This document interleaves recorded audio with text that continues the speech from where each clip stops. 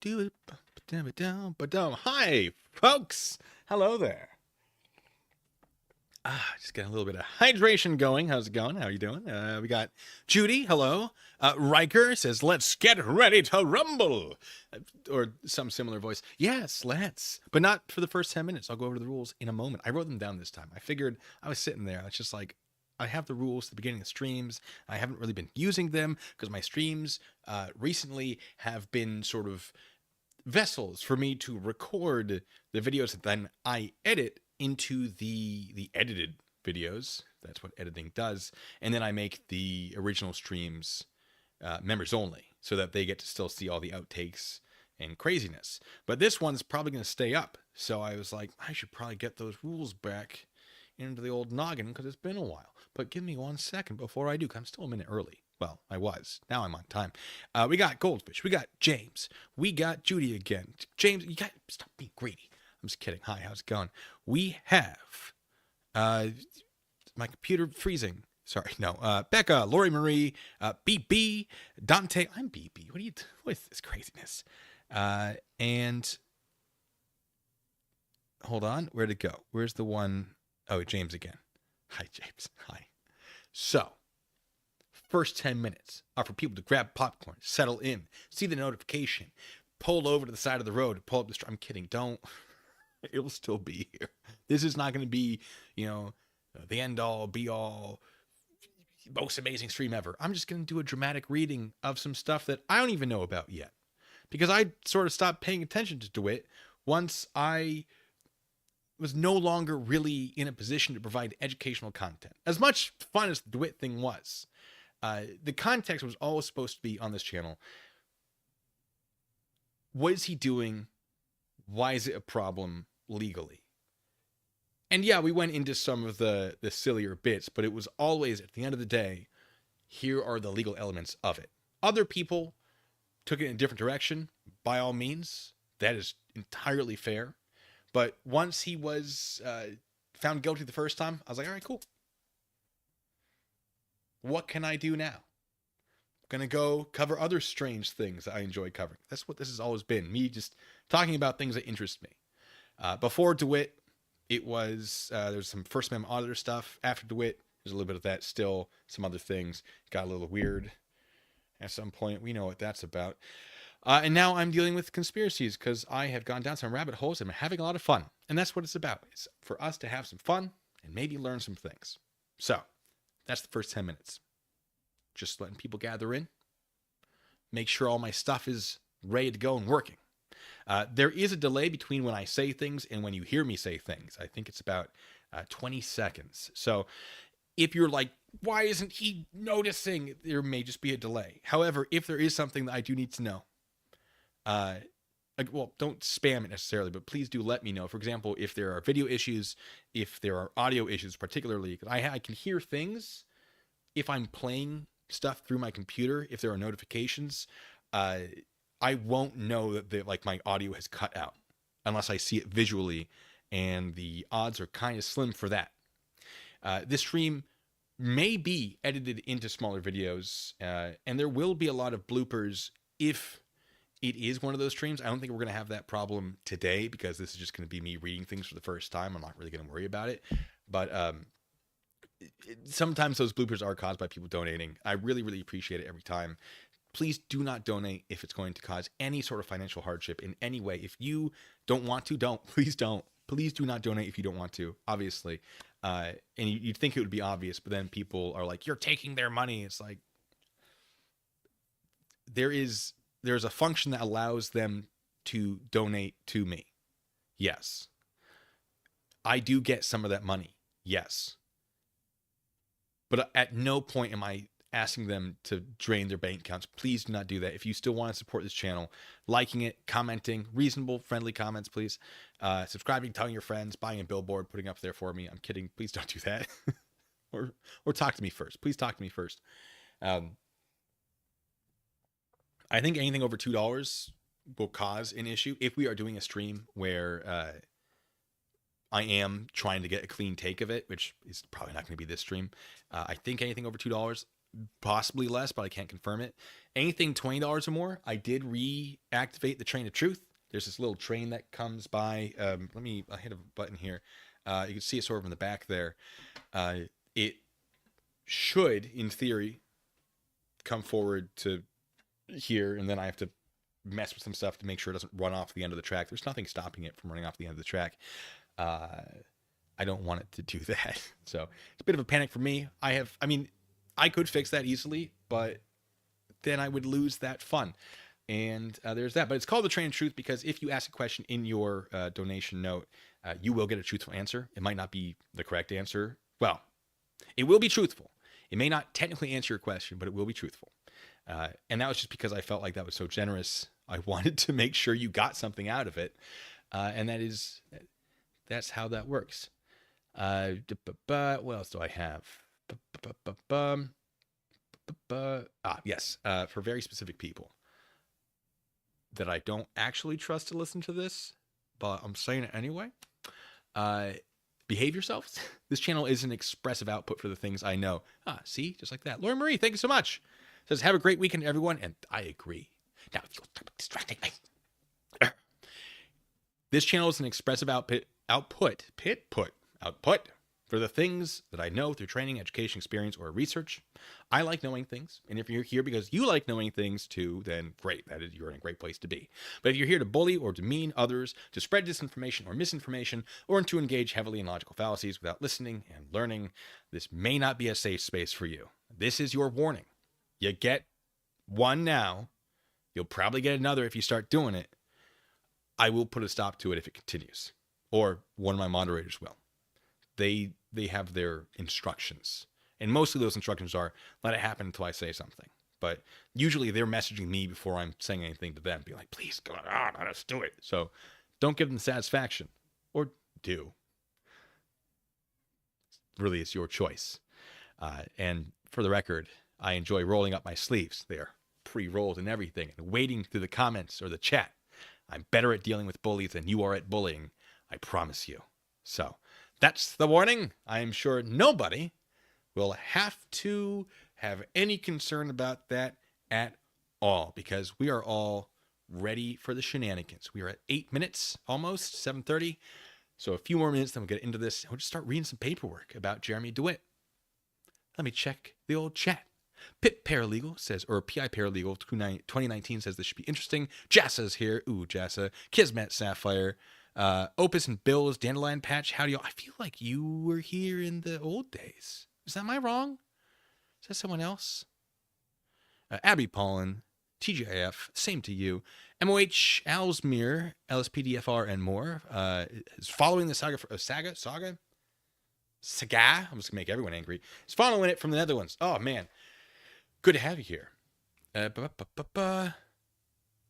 Anthony Cruz, welcome to the party.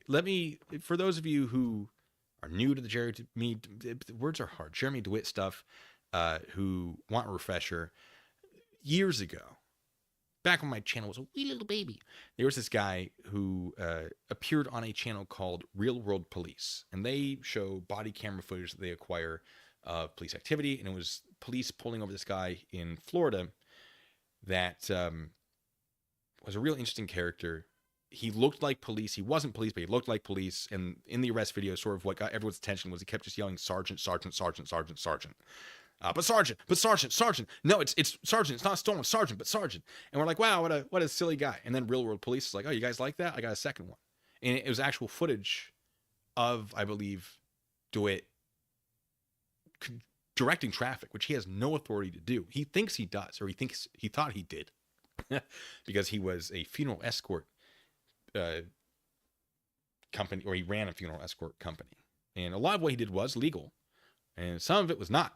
And he was convicted, so I can say that. And it was a huge investigation, and there were tons of nuances to it.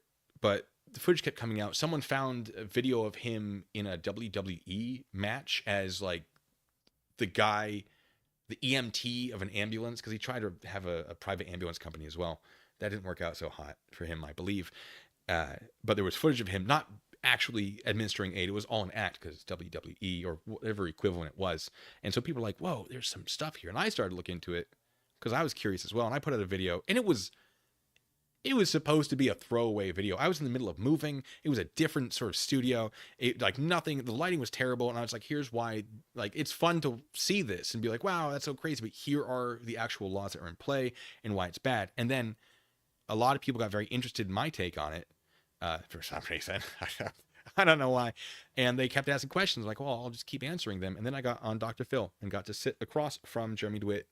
And Jeremy Dewitte wouldn't stop talking, so I just got to sit there and do nothing. It was amazing. I answered a question, and then Jeremy didn't shut up, basically. And what you couldn't see in that actual episode was his attorney Amir, who I still think is a great attorney for being able to do what he did.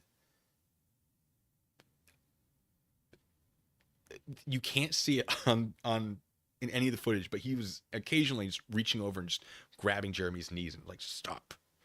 Not with his face, with his hands. His face was always, yes, but his hands were, it's wonderful. So I didn't really do much. I just sort of sat there. I was not allowed to talk about certain things. I couldn't talk about anything he was not currently being charged with. So when I was brought in, I was introduced as like, and here's someone who would know about these uniforms on Jeremy Dewitte's. Oh no. Stephanie! Hey, thanks for being a member. Welcome to the party. You little interrupting so-and-so? No, I appreciate it. I really do. So Dr. Phil's like, there are these medals on your, this is a military medal. Isn't that interesting? Now here's someone who was in the military, who was, a criminal investigator, and all of this is true. I use a fake name, but the rest of it's true. To talk about this. And I wasn't allowed to talk. I signed a contract. I couldn't talk about like stolen valor or anything, because he had committed stolen valor. There's so many aspects to this rabbit hole. So, basically I had to go, well, I can't, nothing on that uniform is illegal individually. Anyone can wear, the marksmanship medal that he was wearing. It's the fact that he put it all together and it looks like law enforcement, and he is giving orders as if he's law enforcement. People are believing that he's law enforcement. And that's basically all I said. It was like a few sentences. There might have been more that was like edited down for time. There was an entire person that they took out because of time. They made it into a 2-episode thing because they're like, he won't stop talking. And I was just like, great. And I get to watch it all live. And then I had to keep my mouth shut for 3 months about it. And people knew. People were like, yeah, because Jeremy was saying that he did it. And they're like, damn, the rumor is that, Blue Bacon. I'm like, cannot confirm or deny. But yeah, it was wild. There was a lot that happened. So he was, to summarize all of that, registered sex offender. Oh, do I go all the way back? All right, we'll go all the way back. He's like high school-ish, like senior year age, somewhere around there. He's in like the Police Explorers, which is like Boy Scouts, but becoming a police officer, or like ROTC, but for police officers, that kind of thing, if that makes any sense. And he was filling up his car with gas, and his credit card was declined, and so he pulls out his Police Explorer badge and says, I'm a police explorer, I'm going to come back, I'm going to pay for this. And then he left, and like, that's not how that works. You don't get to do that. And so they convicted him of impersonating a police officer, I think. So he was like a felon the moment he became an adult, more or less. And so he couldn't then become law enforcement, which he wanted to become, I believe. He also was convicted of lewd and lascivious battery in the 3rd degree, if I remember correctly. He was engaging in physical romantic actions. I hope they were romantic. I hope they were consensual with someone who is, I believe, not old enough to consent. He has a few stories about that one that contradict each other, I believe. If I remember correctly, a lot of opinions of like maybe. And then he started his funeral escort company because it's like, I'm allowed to do it's like the closest he could get to being a police officer while also being a felon and registered sex offender. And then he got a little too big for his little booties. It started being too much like law enforcement, and there were a ton of things he was doing that caught up to him pretty quick. And it was all filmed because he had a body camera on often. He figured it out real quick, that's for sure. So That's the thing. And so now that he was convicted of impersonating a police officer again, more charges have been sort of rolling down the line. And we knew this was going to happen years ago. We knew that there was stuff being worked on sort of behind the scenes. I did. And Rennie, who some of you might remember, she was also made aware. We had some informants, well, not really informants. We had people telling us stuff that I'm not sure was entirely public. I didn't put anything out unless I was able to confirm it publicly. But yeah, we knew this was coming, the federal stuff. It's IRS stuff. It's tax stuff. So they don't play. When they're able to get their grips on you, they do not play. So that's the bit. Now, before I start reading this, let me check the chat. Beep, bop, boop. Coyote, or is he a coyote or coyote? Call you coyote. I like coyote, honestly. I'll go back a little bit. Opus and Bill's Dandelion Patch says, yep, it's been a while, but love the DeWitte stuff. Cracks me up all the time. See, I knew it. I thought so. I thought I recognized it. Every once in a while, I'm like, am I just going crazy? Or is this one of the old dames? It's great to have people back. It's great to see you again. Hamza Salim, what happened to the Kermit singing? Oh, Kermit's in a box over there. I have to do that again. The problem is, this is a green screen. It does roll up, though. I know, we're past the 10 minutes, but, I mean, technically, it was relevant, me giving you the summary of DeWitte from memory, assuming I remember it correctly, because, oh boy, a lot of it's just... But,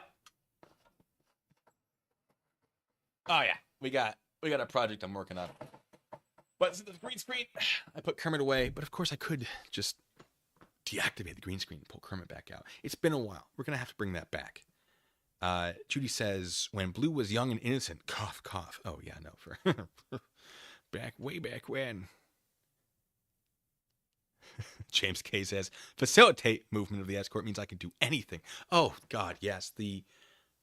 That was his argument, wasn't it? Or something very similar to that. He took some big steps in interpreting statutes. Yeah. And a lot of his tactics were legitimately the appropriate tactics for controlling intersections and convoy movement. He's had no authority to do any of it. So, but I digress. And Coyote, sorry. I know we've probably talked about this before. So it's been here since the DeWitte days. Damn, it's been a long time. Yeah, most people are here, like they started at DeWitte days, because that's sort of what got me the little bit of attention that I feed off of. You know, I just need a little bit. Yeah, that was a long time ago. Good times. And then Mimika Haru, I hope I'm not, you know my pronunciation's terrible, says DeWitte dug his own hole the whole time. Oh my God, he did. He wouldn't like slow down and look at what was happening. And maybe it was because there was like too much happening that he couldn't, like everything was sort of leaning on everything else, and like you stop one thing and everything else just falls apart, because there were a lot of things that he was doing that were illegal, like a lot of business related things. And perhaps he thought if he stopped doing this thing, it would all fall apart, and the people he was no longer paying, because he'd have to shut down his business, would then start coming forward, because why would they be loyal to him if he's no longer their employer? Did they ever deal with that? Whether or not they were contractors or employees? I don't remember. There were so many things. All right, what else we got?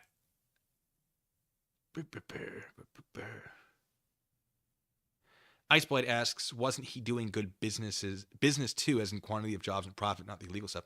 Yeah, it seemed that way, right? Like, businesses liked him.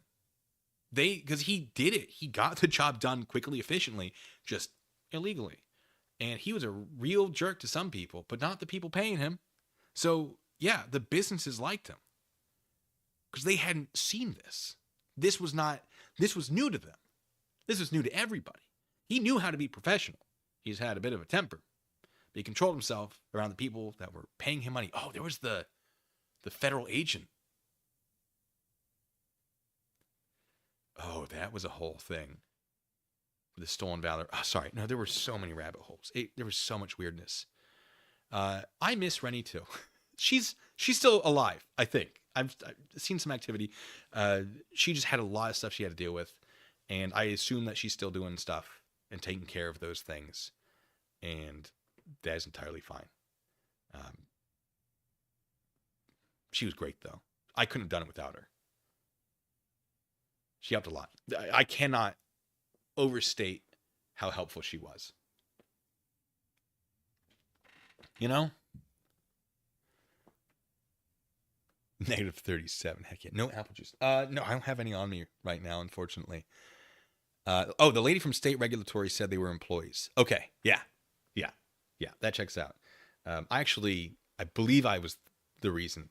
I reported a private investigation company locally that hired me. I worked for them for an hour before they quiet fired me. They just took me off the schedule and revoked my access to the forums because they were trying to get me to work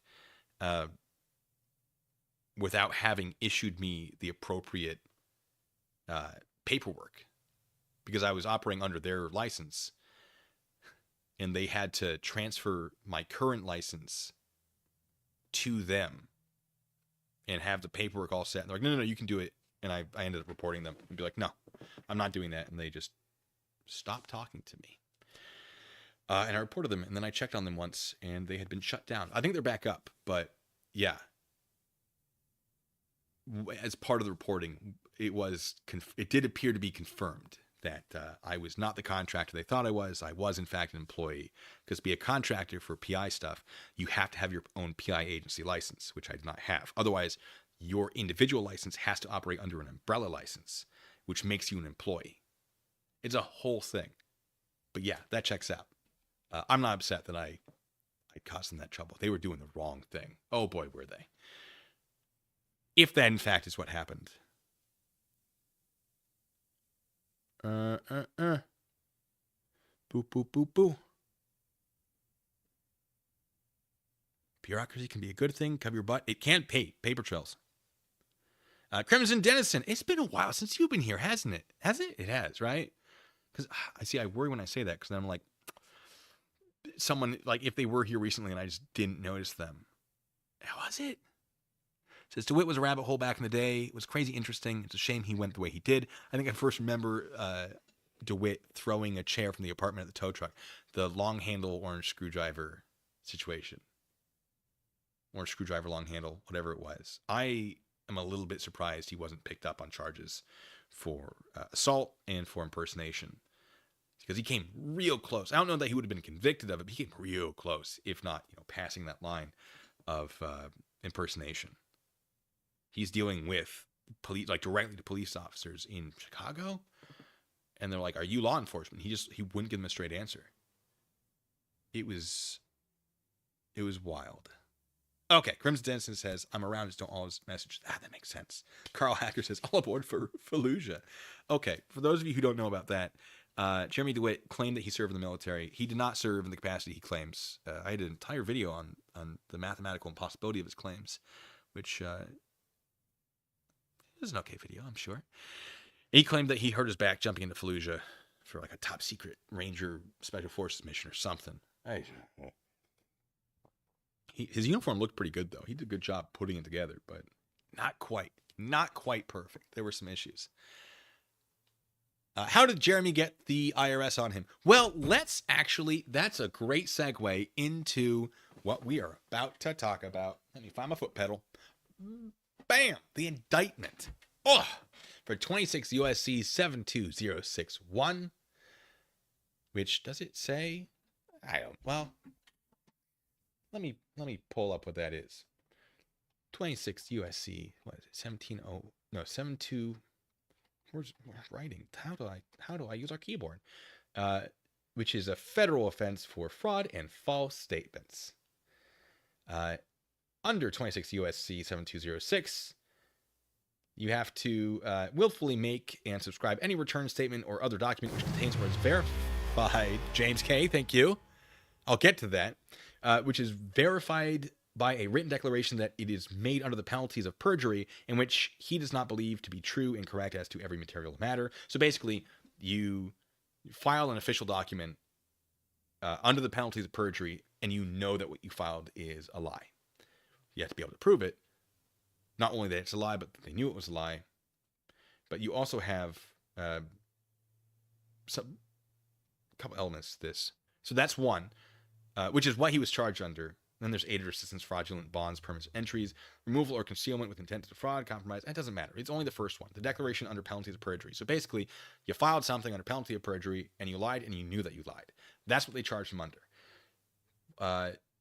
And if you are found guilty, it is a felony, and upon conviction thereof, you shall be fined not more than $100,000 or $500,000 in the case of a corporation, or imprisoned not more than 3 years, or both together with the cost of prosecution. That's interesting, with the cost of prosecution. Not every situation has something like that, in my experience. Where they're like, yeah, the cost of prosecution is going to be covered in what you owe as well. And he owes money.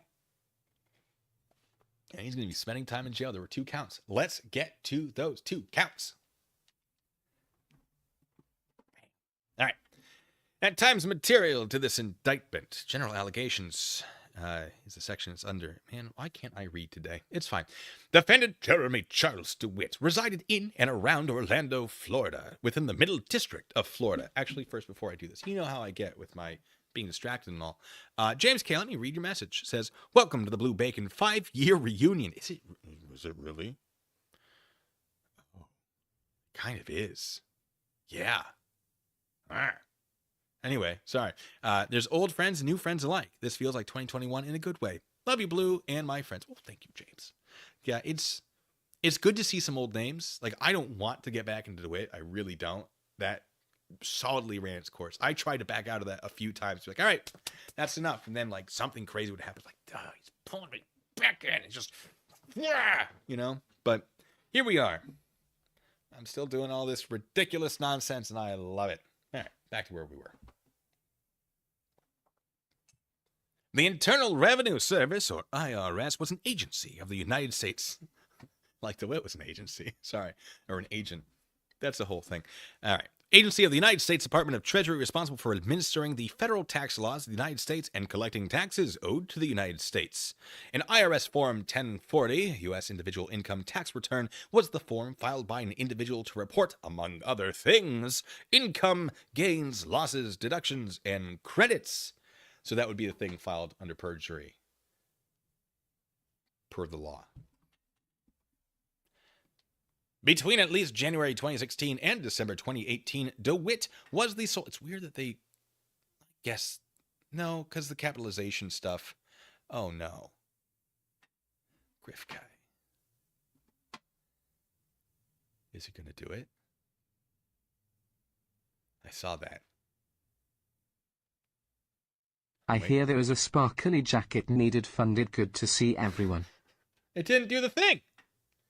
All right, we're going to... I thought... Hold on.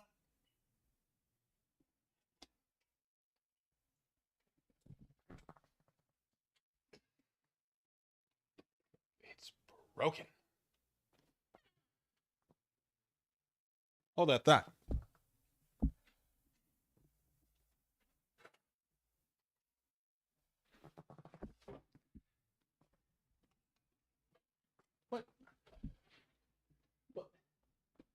Can't even manually activate. What is happening, folks? Chaos.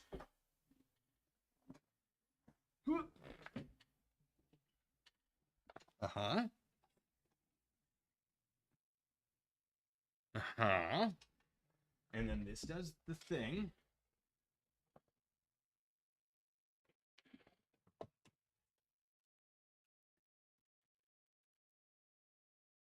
That's not good. What? Oh, I know what happened. Oh, shoot. All right, we're going to have to be quick about this. All right, where'd it go? Where'd it get? All right, got to there. That was close. Back that puppy up a little bit. Look at this guy. Meow. All right. I will.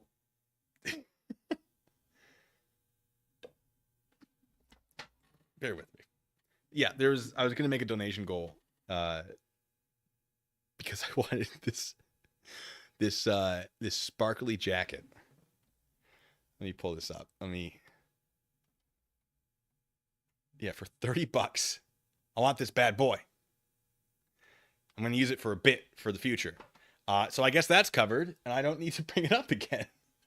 Hey, thank you so much, Griff Guy. That is too generous.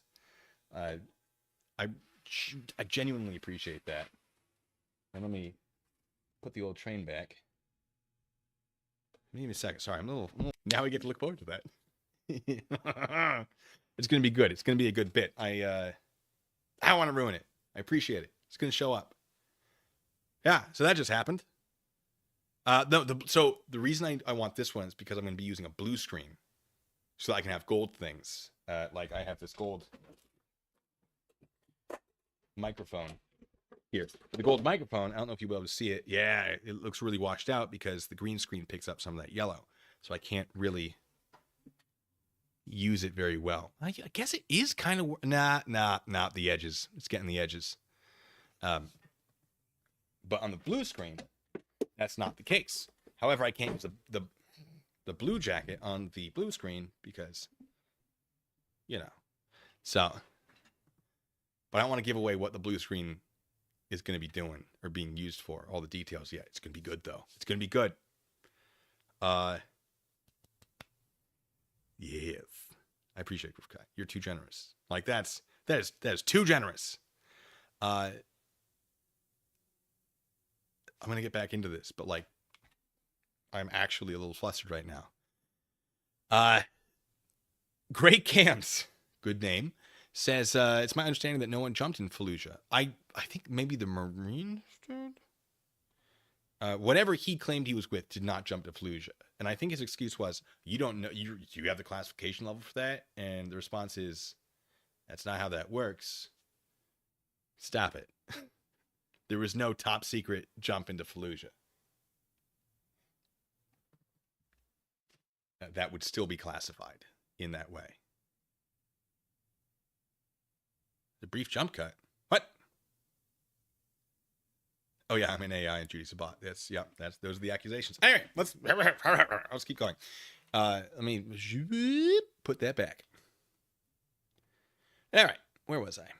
All right, between at least 2016, 2018, Dewitte was the sole owner. Sorry, the reason I was like, why is the E lowercase? Just how things are capitalized. I forgot that. It doesn't matter. It genuinely doesn't matter. I'm not going to explain it. Was the sole owner of Metro State Special Services, Metro State, a funeral procession escort business that operated in the Middle District of Florida. I'm going to get back to the dramatic part of the dramatic reading, but I'm going to sort of get back up to speed. In operating this business, Dewitte contracted with clients who are typically funeral homes and mortuaries to furnish vehicle escorts, typically between a funeral location and burial location. Dewitte himself, along with others he hired, provided the hired vehicle escorts. Clients pay for the services, providing payment to Dewitte or to Metro State. So what they're establishing is that Jeremy owned Metro State. Metro State was engaged in business. They were being paid for that business. He has an income. He has to report that income. That's what that is establishing. And now, the dramatic part of it. For years, 2016, 2017, and 2018, Dewitte filed Forms 1040 with the IRS that purported to report, among other things, Metro State's gross receipts. But in fact, the gross receipts that Dewitte reported were materially less than Metro State's actual gross receipts in each of those years. As a result, Dewitte caused 2016 and... pardon me. All right. Caused his 2016, 2017, and 2018 Forms 1040 to be false because he materially underreported the gross receipts and hence, where was I? The income earned from his business. Counts 1 and 2. The grand jury realleges. Oh, he got a grand jury. Oh. I've not been following this at all, so a lot of this is very new to me. I only made sure I knew what the documents were. I haven't read through them. The grand jury realleges and incorporates by reference the allegations contained in paragraphs 1 through 5. On or about the date set forth in the table below, in the Middle District of Florida, elsewhere The defendant, Jeremy Charles Dewitte, willfully made and subscribed and filed and caused to be filed with the IRS the following false U.S. individual income tax returns, IRS Forms 1040, which were verified by a written declaration that they were made under penalties of perjury. Ah, see, that's the penalties of perjury part. Got him. And which DeWitt did not believe to be true and correct as to every material matter. The tax returns reported gross receipts or sales from the operation of DeWitt's funeral procession escort business, Metro State Special Services. Why would they? See, I feel like they should have kept it just Metro State because they establish. Here, you can't see my mouse. Right in the middle there where it says Metro State Special Services and then in parentheses Metro State, parentheses and quotation marks, Metro State. Usually that establishes that you're going to refer to it as Metro State later, but you know what the full thing is. That's just sort of like a shortened version, but they're not doing that. Not that they have to, but like, I think it's fine. It's fine. I'm just being a stickler because I can. All right. Where was I? All right. Tax returns reported gross receipts to sales, Metro State Special Services in the amount set forth below when, as DeWitt knew, his business's gross receipts exceeded, those amounts. Count 1 for the year 2017, filed April 15th. A little late there, bud. 19,305 in gross receipts or sale. That's it. He claimed he's running this entire business, all those vehicles with all that, everything he had, his gear, his people, that he was only receiving, what was it? 19,000? And then 2018, 17,000? Here's what I think he did. That's the entire, that's the entire thing. I think he was saying these are my profits, which I suspect what he's doing is, because I haven't seen his forms, but in my experience, when I file taxes, because I do, you put down everything you made, and then you put in deductions saying, and here's what I paid people, and here's the cost of equipment, and then I use TurboTax, though, so I don't know what he's doing. Military gets discounts and or it for free, active duty anyway, and then I got used to doing active duty. I might actually have to pay for it now because I'm not active anymore. I'm still National Guard. It's a whole thing. It's a whole thing. Don't worry about it. But that's my guess. He's like, this is the gross profits instead of, let me see, the gross receipts or sales. Those are two different things. The gross sales and the gross profits are not the same thing. I think. I'm not a tax expert. Not even close. But I think that's probably what he did. And maybe he knew he was doing it. Anyway, Hank's Corner, thanks so much, says, any negative 37 saucers available. You talking about smashable plates? Is that what you're talking about, Hank? I think there could be. I think there is. Judy, if you want, this is not his stream.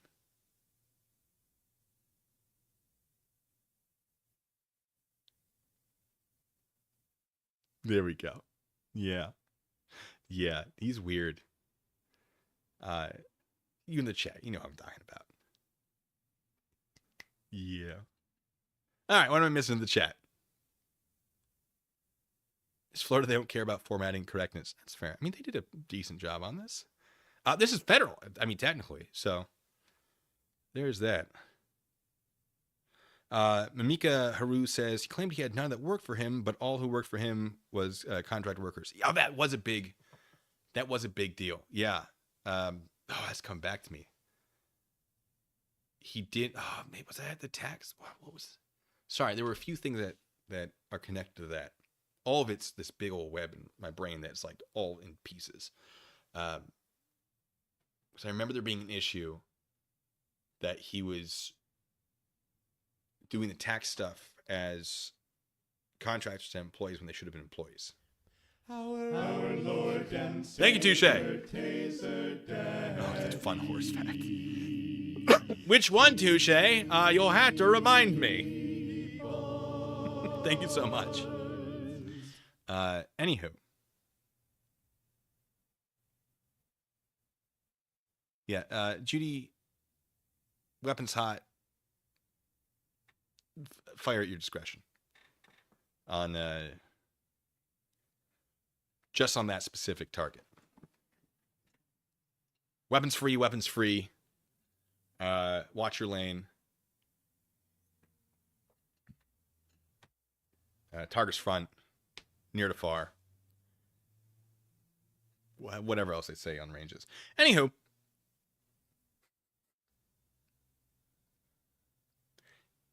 Yeah, anyway. Sorry, folks.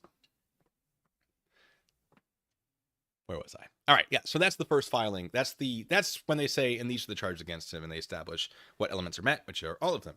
He filed a form that was filed under penalty of perjury, and he said he only made $19,000, or he only sold $19,000 worth of income 1 year, and then 17,000. Sorry, income worth of jobs, I guess. He only took in 90,000, then he only took in 70,000 next year. And he had an entire stream. And I made a parody stream or parody video of it where he's like, and this is my house, and these are all the things I have that are valuable. And it's just like, buddy, if you're only making $19,000 a year, where are you getting these things that you claim you have? Don't brag about having a lot of stuff if you're not telling the IRS that you're making a lot of money when you're also being investigated for various felonies. I feel like that's not a complicated thing that needs to be explained. But maybe I'm wrong. C. Saint says, remember, DeWitte personally saved U.S. President's daughter at Pearl Harbor by surviving the USS Arizona's explosion. Then he jumped into Fallujah with the 101st Airborne Division. Oh, touche. That's right. 20-inch versus 4-inch. Catman do. Hey, welcome. Hey, it's good to have you. I feel like it's been a while for you too, but not as long as some of these other people who I'm seeing for the first time in a long time. C. Saint says, I only make $20,000 a year while showcasing his M1 Abrams tank. I'll tell you, you have a functional M1 Abrams tank, you could probably make a lot more money than that. Through legitimate or not legitimate means. I'm not going to give you details. James K. says, we haven't talked about the rubbery. Are we talking about the one where he wouldn't let police see his footage from his cameras? Whatever says, didn't I read he actually made like $400,000 a year? He did not claim. That might be in here somewhere. It's not in this document. I haven't seen those numbers. This is all very new to me. I have not been paying attention to this at all. I just sort of like a background buzz. Like, oh, is he still getting in a lot of trouble? That makes sense. Dr. Nimrod says, whenever you are wrong, you have researched how to be wrong perfectly. I have my moments. I have my moments. And sometimes when I'm wrong, it's really just, and I'll pretend it's always just, but it's not. Sometimes I'll be wrong to then get called out specifically to lead someone into an argument where I got to go, haha, gotcha. I knew the entire time. So, for example, the 9/11 conspiracists, when I'm like, oh, if the debris compressed perfectly into a, whatever meter tall disc, like that's wrong because it's not compressed. And first of all, it's not perfectly compressed. Second, it's not a disc. It would be more of a cone. So then I go, oh, you've called me out. It would be more of a cone. And they're like, well, you're not using the right building. And I'm like, I don't know which building I'm using, but I know which building he's using. And his estimates are bigger than mine, which is better for my argument. So, okay, fine. You know what? You got me. Let's go to yours. And then he can't go back and say, wait, because he chose it. He was the one that said no. And I went, oh, you're right. Let's use yours instead. Because how is he going to fight against his own thing after calling mine out? He still doesn't understand what happened in that debate. I might do a video, just like a quick thing of like, here's the actual math to explain. Like the quick doesn't use all of those details to sort of draw him into an argument that he can't back out of. I kind of want to do that because it's really simple math. Anyway, that's an entirely different topic. C. Saint says, on a serious note, I've seen video of DeWitte leading an airsoft team. Oh, I actually made a video about that. It was like watching a modern version of the Three Stooges. I would let DeWitte cart a fruit stand. Yeah, like some of it was correct, and then some of it was not correct. It was very much not correct. Oh, yeah. Oh, that was a fun one. All right. So that's counts 1 and 2. I don't know that it says how much actually made. That might be in a different document. I don't have all of them in front of me. I did buy a couple on Pacer for 20 cents or so, 60 cents. Nothing crazy. A lot of them were already available. There was one on Reddit that I found, and I was like, I'd rather have it directly from the source. So right before the stream started, I was calling Pacer to be like, hey, my account, please reactivate it. And they were wonderful. Oh, they were so nice about it. So yeah. But all of these come directly from Pacer. Heck yeah. Did he say he's a real motorman? Whatever. I don't know if I remember that. Hitchbot says, a little off topic to hear about, the CEO of MoviePass, apparently $10 a month for unlimited movies, isn't actually profitable like they told investors. Shocking. I feel like I remember there being a kerfuffle about it, but I never followed up. Oh, Penny's good, touche. Penny's my dog, folks. I just took her to a checkup at the vet. She is doing good. A little fat. Just a little fat. It was the holidays. How can I not feed her all of the treats? Mimika Haru says, I remember something. I think Jeremy said he didn't have to pay taxes because he worked for the churches. They are supposed to be exempt from taxes. That sounds like an argument he would have made. Yeah, I would believe he made that. I don't remember the details exactly, but I remember him using the churches as an excuse, because there is an excuse, like doing security for a church. There is something in the Florida law that says you don't need certain licenses if you are working specifically for a single church. And he was not doing that. He was not working specifically for a single church. He's working, I believe, for several of them as a contractor, not an employee. And so, like, that exemption is the word I was looking for, shouldn't have actually applied to him, and I don't believe it did. But he was clever with his arguments, and he was real confident with them. And that's why I think he got away with it for so long, is because this is a fairly obscure thing he was sort of taking advantage of incorrectly, to the point where police just like, oh, he seems super confident, and I don't know anything about it. And it's not like I haven't used that exact same thing to my benefit, just sort of overconfidence in a thing to convince somebody so you don't have to deal with them. But I'm also not a convicted felon, so I think I'm doing it better than he is. So, all right, what's the next document I got? All right, let me check Pacer. Let me look through Pacer to see sort of, okay, we had indictment, notice of hearing, notice of attorney appearance. He had Curtis, Jason Weeder, and David Zisserson. Weeder and Curtis.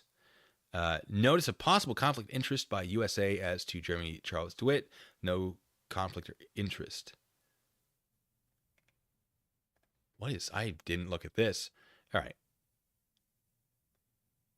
The court says, to assist the court in its responsibility of appointment of counsel pursuant to Federal Rules of Criminal Procedure 44 and Title 18, United States Code Section 3006 Alpha, I certify that the following attorneys may have a conflict of interest if appointed to represent the above defendant because of representation of other individuals. This is filed by United States Attorney Roger B. Handberg, and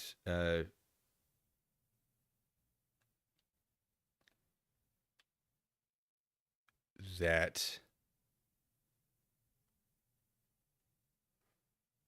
is that. Notice estimated trial length. I know he did drop his attorney at some point. I think. Was that a different case? Notice of attorney appearance, James T. Scothen.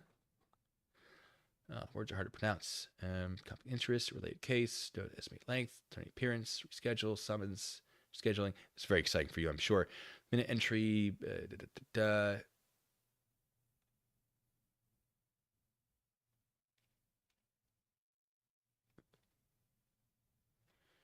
I'm looking at the right thing.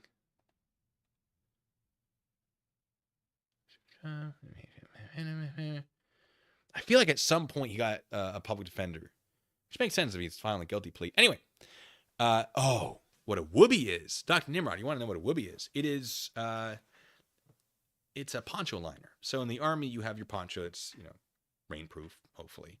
And then underneath it, if it's cold, you wear this this sort of synthetic thing. Sometimes it's got armholes, sometimes it doesn't.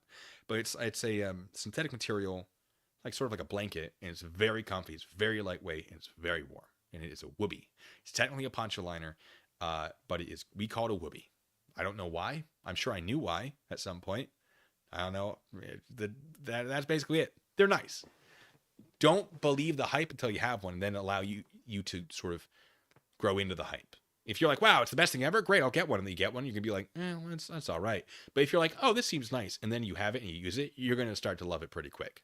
So don't believe the hype, but do get one, and then develop your love for it.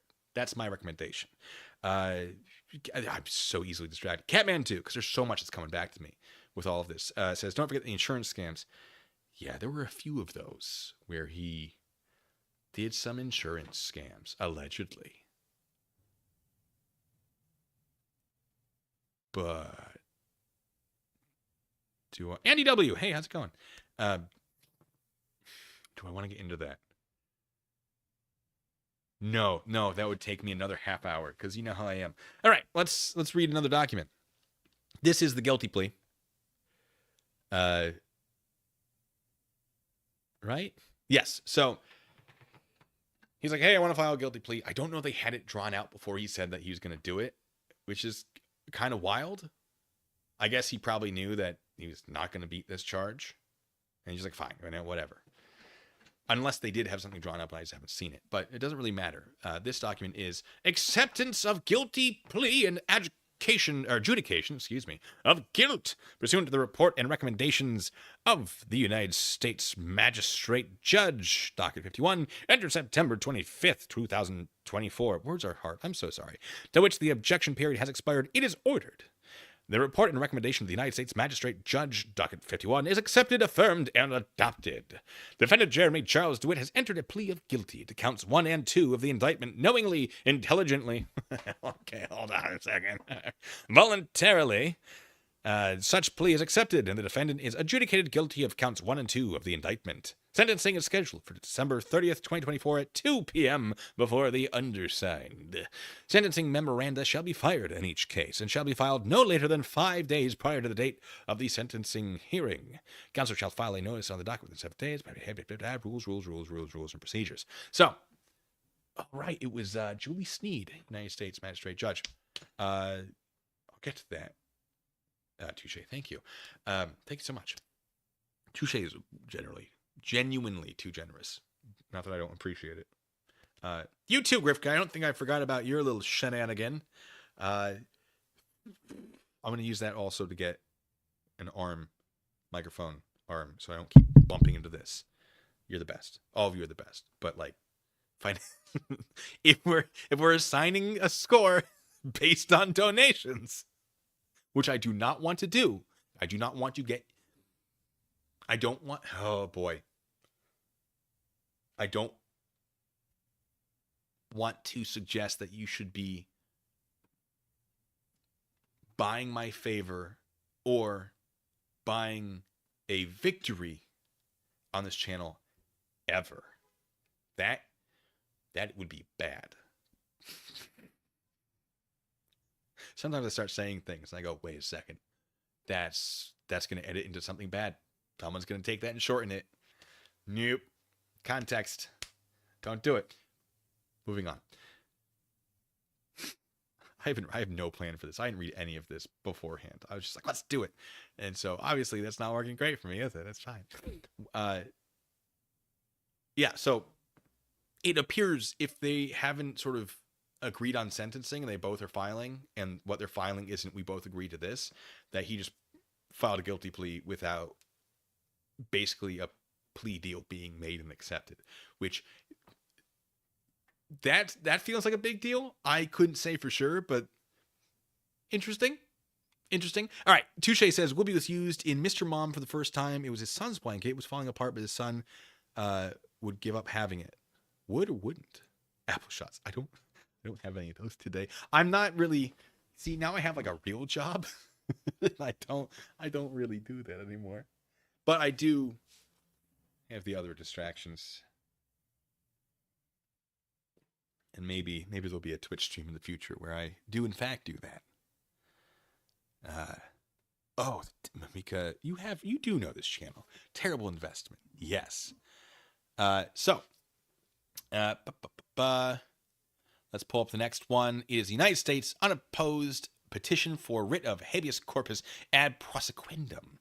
Now, writ of habeas corpus ad prosequendum is basically, this guy's incarcerated already. He's in jail, but we need him in the court, so we're going to send somebody to go get him. In this case, it's a federal case. You get the federal marshals. And this isn't really super important, but I thought it was interesting because it leads to something that's pretty fascinating. I'll get to that in just a second. The United States of America respectfully moves the court to issue a writ directing any United States marshal to proceed to the Osceola County Jail, take defendant Jeremy Charles Dewitte into custody, have him appear before this court for a sentencing hearing scheduled for January 7th, 2025, and at the conclusion of that hearing, returned to the Osceola County Jail.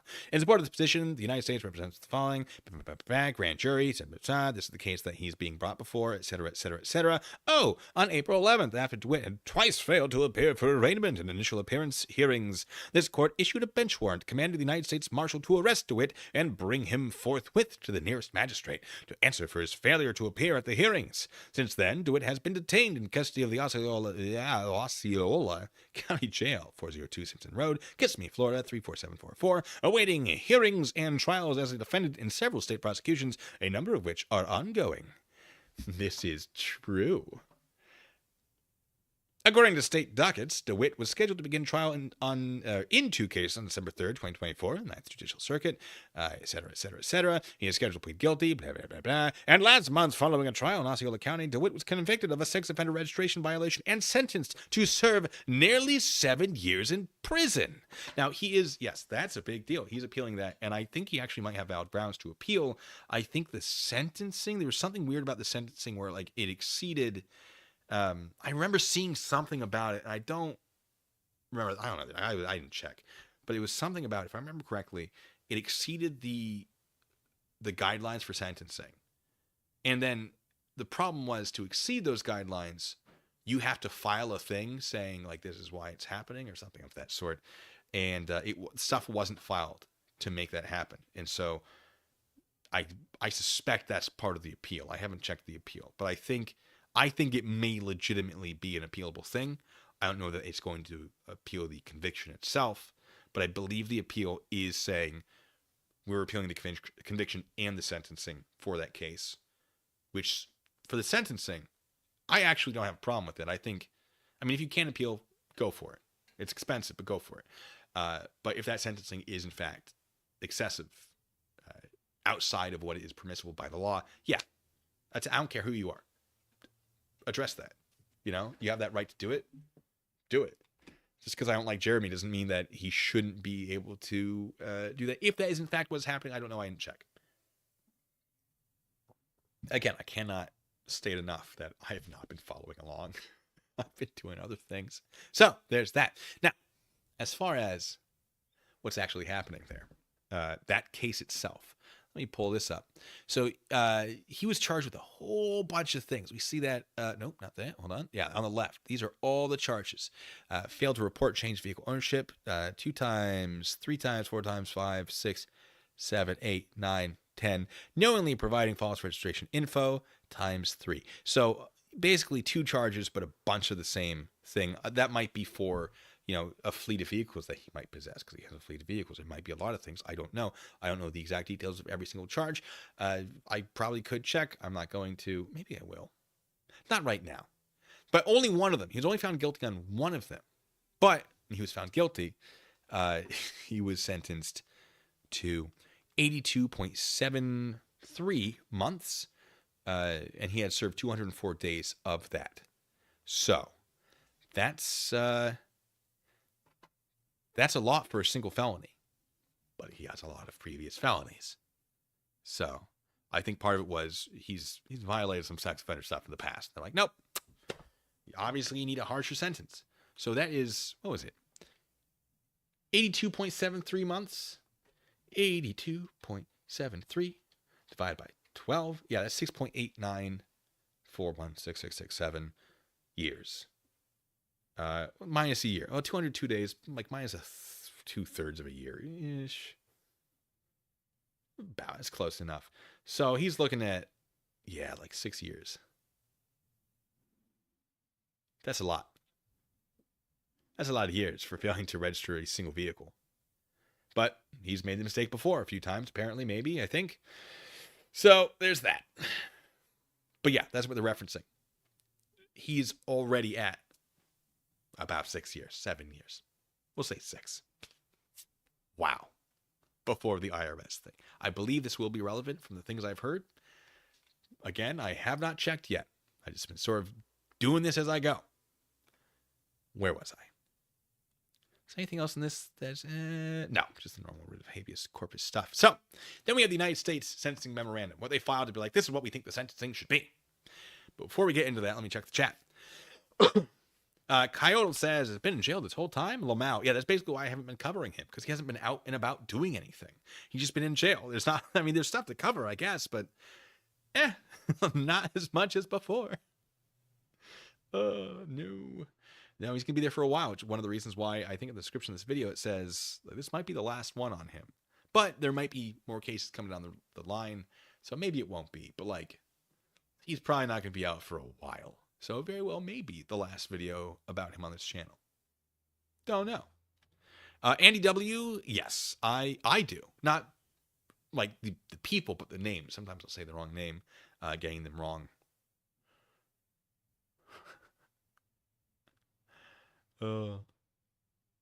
Now, whatever says he's the only guy who commits all these crimes and barely serves any time. I think that was part of the plan.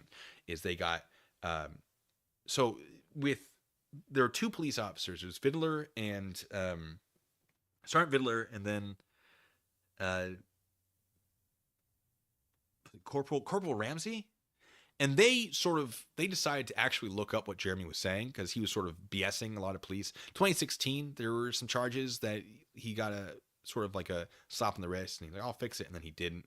And so he was sort of bluffing his way through a ton of stuff. And Vidler and Ramsey were like, we're going to check. And they started to be like, that's not actually what's happening. So they were kind of a huge thorn in the side of Jeremy, to the point where they were actually told to back off.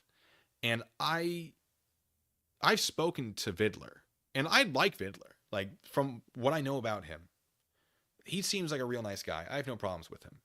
But I suspect that maybe they're like, you can't devote all of your time to this guy. He might sue us for harassment. He might get a protection order against us. I think he might have gotten someone. Was that him, or is that a different case? I don't know. There are reasons you don't just like only go after a single guy. It can look really bad. But there were concerns that Jeremy was friends with people who were friends with the mayor, who used to be the chief of police in Orange County or something like that, and that he had influence that was causing this the police to be pulled off of him. And maybe that's true. I was never able to confirm it.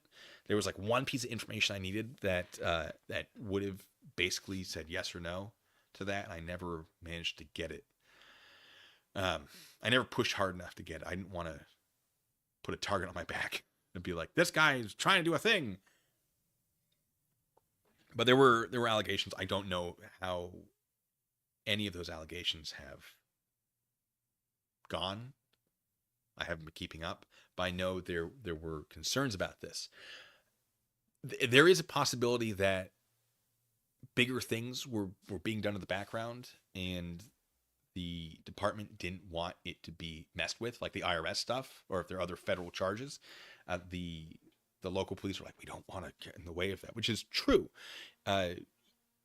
When you have cases that overlap in various jurisdictions, so for example, federal and local law enforcement, you generally don't want to be stepping on each other's toes. So it's possible. Is it likely? It's possible. At the end of the day, though, Vidler, I believe, got let go or allowed to retire early. There's a traffic stop. Basically, Jeremy was carrying if I remember correctly, what appeared to be a firearm on his hip. He's driving his motorcycle, and of course, Vidler realizes it's a Metro State employee carrying a gun, and he's like, I think that's Jeremy.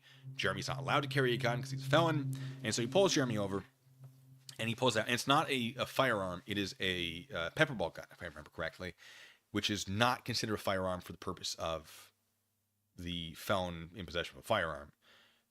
However, a felon cannot carry a concealed weapon. And I think Vidler's argument, and we spoke about this, Vidler and I spoke about this to each other. I think his argument was that the holster concealed what kind of weapon it was. And that's what violated the concealed carry of a weapon law. And I still do not agree with that. And the department, I suspect, did not agree with that. And I think they may have already been looking for a reason to, because Vidler wasn't really playing ball with the department on leaving Dewitte alone. Yeah. That was a whole thing. But I've forgotten entirely where I was going with this. Sorry, there were too many rabbit holes I'm avoiding that I forgot where I was coming from. For his next hearing, Dewitte will impersonate the judge and dismiss his own case as C-Saint. That's pretty good. What was I saying? Yeah, he was born 1980. He's 44-ish. So I'll say, oh God, where was I going with this? About Vidler, about people being concerned about. I'll get back to the firearm thing. People were concerned there was some shady shenanigans going on behind the scenes. Whether or not that's true, I can't confirm. I do not know in either direction. But his initial conviction didn't have a huge sentence. And it covered a bunch of stuff. He got a really good plea deal. But it was very specifically tailored to him. Like any reasonable person would have been able to abide by the plea deal. But knowing Jeremy, no. So you can say to a judge, look, these are perfectly reasonable things that he should not be allowed to do. And the judge will go, yeah, you're right. But like, if you know Jeremy, he's not going to be able to resist doing thing. So they said, yeah, you're only going to get like a small amount, like 18 months in jail. But then like an enormous amount of time if you fail to obey. And then he like immediately failed to obey. So it looks like he got very little. He actually got quite a bit. And then what I believe that did was it made it look like this was a really, really good plea deal, but they didn't charge him with everything. And then once he took the plea deal, then they filed additional charges that weren't caught up in the plea deal, which is very smart. And that was something that we thought was going to happen, and now it's happening. And I'm just like, you did it, guys. Well played. There was some major chess moves being played here. And now they got him for a significant amount of time, and they're getting him to plead guilty, which makes it very, very difficult for him, if not impossible, to appeal it. And it saves the court an enormous amount of time, and they're being very clever about it. Like, very, very clever. They're sort of feeding him bits and pieces and letting him fall upon his own sword, and then going, haha, and now the IRS is involved. And it's just like, oh no! So they're playing a game. That was the point, is it seems like he's getting very little for all of this. He is not getting very little for this. They chess moves. This is 4D chess going on. But yeah, so 18 months, some add-ons is his spot. And then if he didn't obey it, they got to resentence him for the full possible amount, I believe. Because I remember being wrong about that on Reddit. I'm like, no, because when here's the original sentence, it's like 4 years, but only 18 months is in jail. And if you violate the probation, they can only resentence you for the remaining time. Apparently in Florida, that's not the case. They can resentence you for the maximum amount of possible time. I think I was wrong about that. I've never seen that before because every state I've ever been in where I've checked, that is not the case. Washington, the best of my knowledge, is not the case. I talked to a lawyer about this too afterwards. I'm like, I was wrong about this. And they're like, what do you mean you were wrong? That's how it works. And I pulled up the thing. I was like, no, Florida. And they just went, Florida is wild. Like, yeah, it is. It's just crazy. So they played a game. Jassa says, hitting every branch on the way down. For someone who didn't serve in any branch, he sure is hitting a lot of them. Oh! That was a good one. I'm giving myself one of these. Yes. James Gay says, when I heard the IRS was involved, I was like, good luck, dude. Capone couldn't beat the IRS. Yes! There goes all the stream quality. I think this confetti just ruins the quality of the stream. Pretty sure. YouTube doesn't like to deal with it. All right. Where was I? Someone was saying something. C-Sane says in Texas, they load you into a cannon and fire you over into Louisiana. Oh, I love it. All right. So, United States Sentencing Memorandum. This is where they say to the judge, hey, you're in charge of sentencing, but here are our recommendations. Here's why. You know what? No, I'm going to read his first. I'm going to read Jeremy's first. Am I? Stand by. Oh, my. Okay, this has its actual income in here. He was doing pretty well.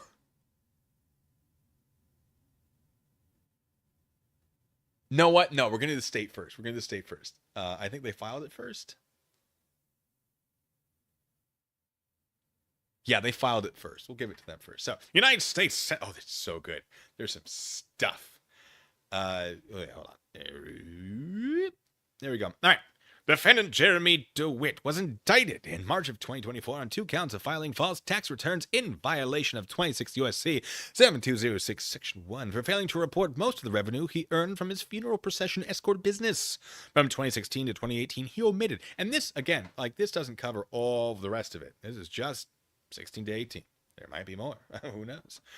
All right. He omitted from his tax returns more than $475,000 in gross receipts. Woo! Causing a tax loss over $100,000. So I guess he would have been taxed over $100,000 if he had done it correctly. That's significant. DeWitte pled guilty to both counts in the indictment without a plea agreement. There it is. There's without the plea agreement. That's wild. Anyway, yeah. He wasn't beating those charges, apparently. He had, I guess, zero leverage. Or, yeah, no, I'm going to guess he had zero leverage. With an extensive criminal history, DeWitte's sentencing guidelines range is 41 to 51 months incarceration. The United States requests the court to impose a 51-month sentence.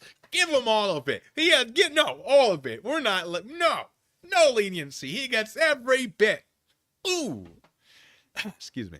The United States requests the court to impose blah, blah, blah, blah, because it is necessary to protect the public from DeWitte's repeated criminal activity and to deter him and others from lying on their tax returns. Griff Kai, you're already donating so much money. Please, no, God, your bank account. I feel bad now. All right. Thank you so much, though. Coyote, if that even is your real name, I don't know if I ever heard if it was Coyote or Coyote. Welcome to the membership. A beautiful mess. Welcome. Sorry, I have a little thing on my screen that's frozen onto that. Fix it. Lauren Marie was gifted memberships. Welcome as well. And of course, Lisa Rowe 2525. You're now a member. That means you get to see streams that have gone dark. You get to see me mess up and get messed up by things like this. The noise this makes specifically. It's a ruin takes. And they love it. Because if you're going to be generous, you might as well get something out of it. Judy says, throw the book, the appendix, the dictionary, and the thesaurus. It's Coyote. Okay, with the L. Yeah. All right. Good. I've been doing it right the entire time. Catmandu says, when are you getting a goat friend for Penny? I'd forgotten about that. I do still have the goat button right here, though. Screaming goat. Yeah. No. Penny would eat a goat. Anyway. Where was I? All right. The United States requests the court to impose a 51-month sentence, blah, blah, blah, to the public, deter him and others from lying on their tax returns. The United States further urges the court to order DeWitte's sentence to run consecutively to the sentence that Osceola County Circuit Court recently imposed on him for an unrelated crime. So basically they're saying, hey, so earlier in our habeas corpus thing, we mentioned that he was just found guilty and sentenced to almost 7 years for the sex offender offense. We don't want his sentencing to run at the same time. We want him to finish out that one and then have this one added on to the end of it. So he's getting basically 7 years and, well, 6-ish. And we want you to add 51 months to the end of that. Wow. All right. That's what we're talking about. Moving on. All right. Finally, the United States requests the court to order DeWitte to pay $69,000. Nice. 461. You could have done 69,420, but you didn't. And restitution as a condition of his supervised release. So restitution, if I remember correctly, is basically, hey, person harmed someone, and this is a criminal case, but we still want civil penalties to be paid to the victim. I think. Can you do restitution civil? I don't know. I'm not a lawyer. But yeah, basically saying you harmed them in some way, pay it back. Hey, can you order them to pay it back? Which is, yeah, they did, but we're not there yet. Anywho. All right. DeWitte's tax fraud is only the latest in a long series of state and federal crimes that he's committed over the past 25 years, crimes that reveal his willful and repetitive contempt for the rules of civilized society. Like filing false tax returns, most of DeWitte's prior convictions have involved deceiving the public or lying to the government. That is not inaccurate. Whew, spicy already. These include 9 convictions for impersonating a police... Is it really 9? 9 convictions for impersonating a police officer, ladies and gentlemen. Using a fake name to obtain a driver's license. I do remember that one, yeah. And using a fake driver's license to obtain a U.S. passport. DeWitte's other convictions include a sex offense and 4 other convictions starting in 2018 and continuing through October of this year for failing to comply with Florida's sex offender registration laws.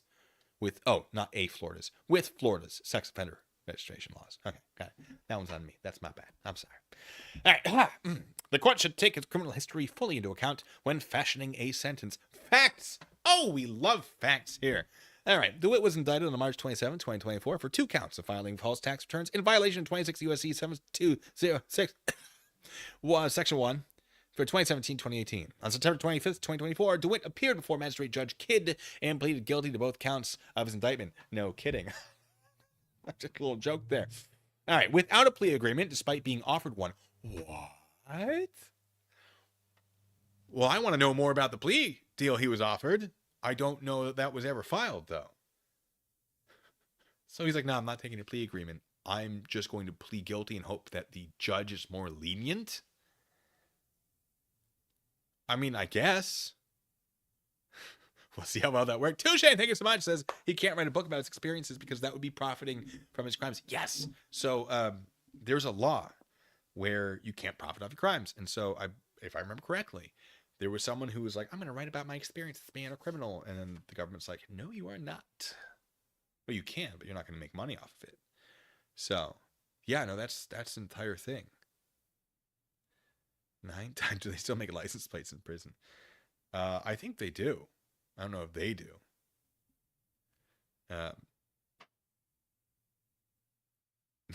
Still puff. I'm not gonna read it, but I saw it. All right. Where was I? All right. Despite being offered one, that's wild. Where's my mouse? All right. On October 15th, 2024, the court accepted DeWitte's guilty plea and adjudicated him guilty. The facts underlying DeWitte's tax crimes are straightforward. He lied about his business's revenue on his 2017-2018 federal individual income tax returns. And as the PSR properly counts as relevant conduct, he lied on his 2016 tax return as well. But those aren't the only lies DeWitte has told in this case. He also lied to the IRS agents who were investigating him. Oh, directly. Oh, not good. That establishes that he did it intentionally. Generally. I mean, that certainly helps. Hey, Hank's Corner. Welcome to the Bacon Bits. Thank you so much. Welcome to the party. Oh, yeah. Touche says OJ was never convicted, sadly. That's right. So the family sued, I think. And then, like, as part of the settlement or the payment or whatever it was, they got the rights to the book. And so they started publishing it with a book cover that's like... because the book was If I Did It. And they just put if really, really small. So it looks like I Did It by O.J. Simpson. But technically it's not. Like seems like a dangerous game to be playing legally. But hey, if their lawyer says it's good to go, sure. Jess is saying it in the chat right there. It says, not of the murders, but he was found civilly liable where he lost the rights. That sounds right. That sounds right. It was real tiny. It was very silly. It was. I don't know that I would have felt. I mean, if I had a lawyer that's like, yeah, do it. Let the hate flow through you. Okay, maybe, but like without a lawyer saying, yeah, no, you got this. You can. It's fine. Well, maybe the publisher was like, we'll assume responsibility for it. If that was the case, I'd be like, yeah, do it. Probably. For OJ, yeah. But otherwise, yeah. Now, Jesse says he's dead, but his estate could, in theory, still do something about it, maybe. I don't know how estate stuff works. I'm not an estate or any other type of lawyer. I just do criminal investigations. All right. Where was I? All right. But those aren't the only lies DeWitte has told in this case. He also lied to the IRS agents who were investigating him. He lied to the court, and he lied to the probation officer. A recap of DeWitte's lies follows, starting with the tax returns. DeWitte's lies on his tax return. Chapter 1. Make this an audiobook. Since at least 2016, DeWitte has been the sole owner of Metro State Special Services, a funeral procession escort business. See presentence investigation report. Oh, pre-sentence. I was like, presentence. I'm stupid. It's fine. As the sole owner, DeWitte was required to report Metro State's revenue and expenses on a Schedule C to his tax returns, but for 3 consecutive years, 2016 through 2018, DeWitte filed federal income tax returns, Forms 1040, that understated Metro State's gross income. See, id. Going with id. Table 1, we got a table. So, 2016, he reported 11,000. He actually made 145,000. 2017, he reported 19,000. He actually made 174,000. 2018, he reported 17,000. He actually made 205,000 for a grand total of reporting 47,000, but making 524,000. Again, I assume if he's not outright just lying and whatever, my guess, because we can take this to 2 extremes, basically. Yeah. More, but for this purpose, he's outright lying. It doesn't matter what he's actually trying to do because he's just pulling numbers out of nowhere, or he's doing a thing that maybe he thought was correct, but then he lied to the IRS agents. I'd have to know more, but again, it's entirely possible that maybe he was just reporting profits instead of actual income, was doing it wrong. But like, damn, that's a lot of income. He also has to pay people and maintain and purchase equipment. But like, that's good for him. Not so much anymore. But yeah, I mean, 145 seems a little low for all the things he was doing though, like all the equipment. But he was doing a lot of things that were wrong, like how he paid people and not registering vehicles and not having insurance and allegedly, all of these allegedly. So. Yeah, there's a lot going on behind the scenes with the finances of this company that I don't know about, and I probably never will. I don't need to. Why would I know these things if they aren't made public? I'm not going to start digging. Anywho, naturally, DeWitte's lies about Metro State income resulted in his underreporting his tax liability for 2016 through 2018 by over $100,000. Said another way, through his lies, DeWitte lined his pockets with more than $100,000. Oh, well played. That belonged to the United States. He underreported, or said in a different way, he stole from us. He'd lined his pockets, the greedy bastard. Like, oh, damn. Okay, well, calm down, U.S. All right, table 2. We got... Oh, yeah. See, refund or taxes due 2016, 129, but if corrected, it would have been 39,000. And sort of similar for the rest of them. Oh, boy. Oh, boy. Ooh. All right. Yeah, that's a lot of taxes you got to pay. All right. DeWitte lies to IRS agents. DeWitte also lied to IRS agents when they questioned him about his tax returns. When asked how they thought of this. When asked how he calculated and reported Metro State's income on his tax returns, DeWitte told the case agents that he saved copies of the checks that he received from customers and that he reported all his income. This we now know from the investigation, which matched client payments and bank account deposits. Alongside DeWitte's guilty plea was false. Okay, so they accounted for that. Good. That's exactly what they should have done.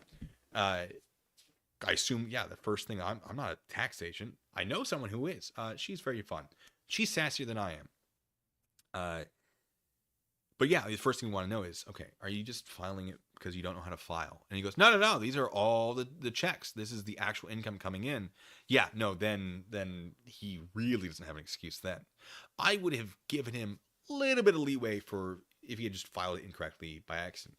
But this establishes it was intentional that he was hiding stuff, or appears to be pled guilty or pleaded guilty. So there's that. But good.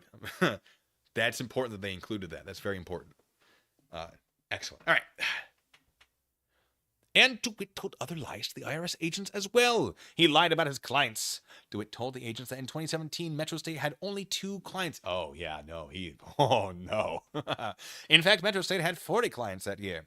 He lied about his profits. DeWitte told the agents that in 2017, Metro State incurred a net loss. But Metro State was profitable that year, even allowing for expenses that DeWitte didn't claim. Metro State's 2017 net profit was over $117,000. So that's after all payments and expenses, $117,000. He's making more than I do. But I'm also not a convicted felon. So, for the way I earn money, I can live with that. He lied about his workers. There it is. Yes. DeWitte told the agents that in 2017, Metro State had only 2 independent contractors. But in fact, DeWitte had over 25 people working for him at Metro State that year. DeWitte lies to... Words are hard. I'm almost out of water.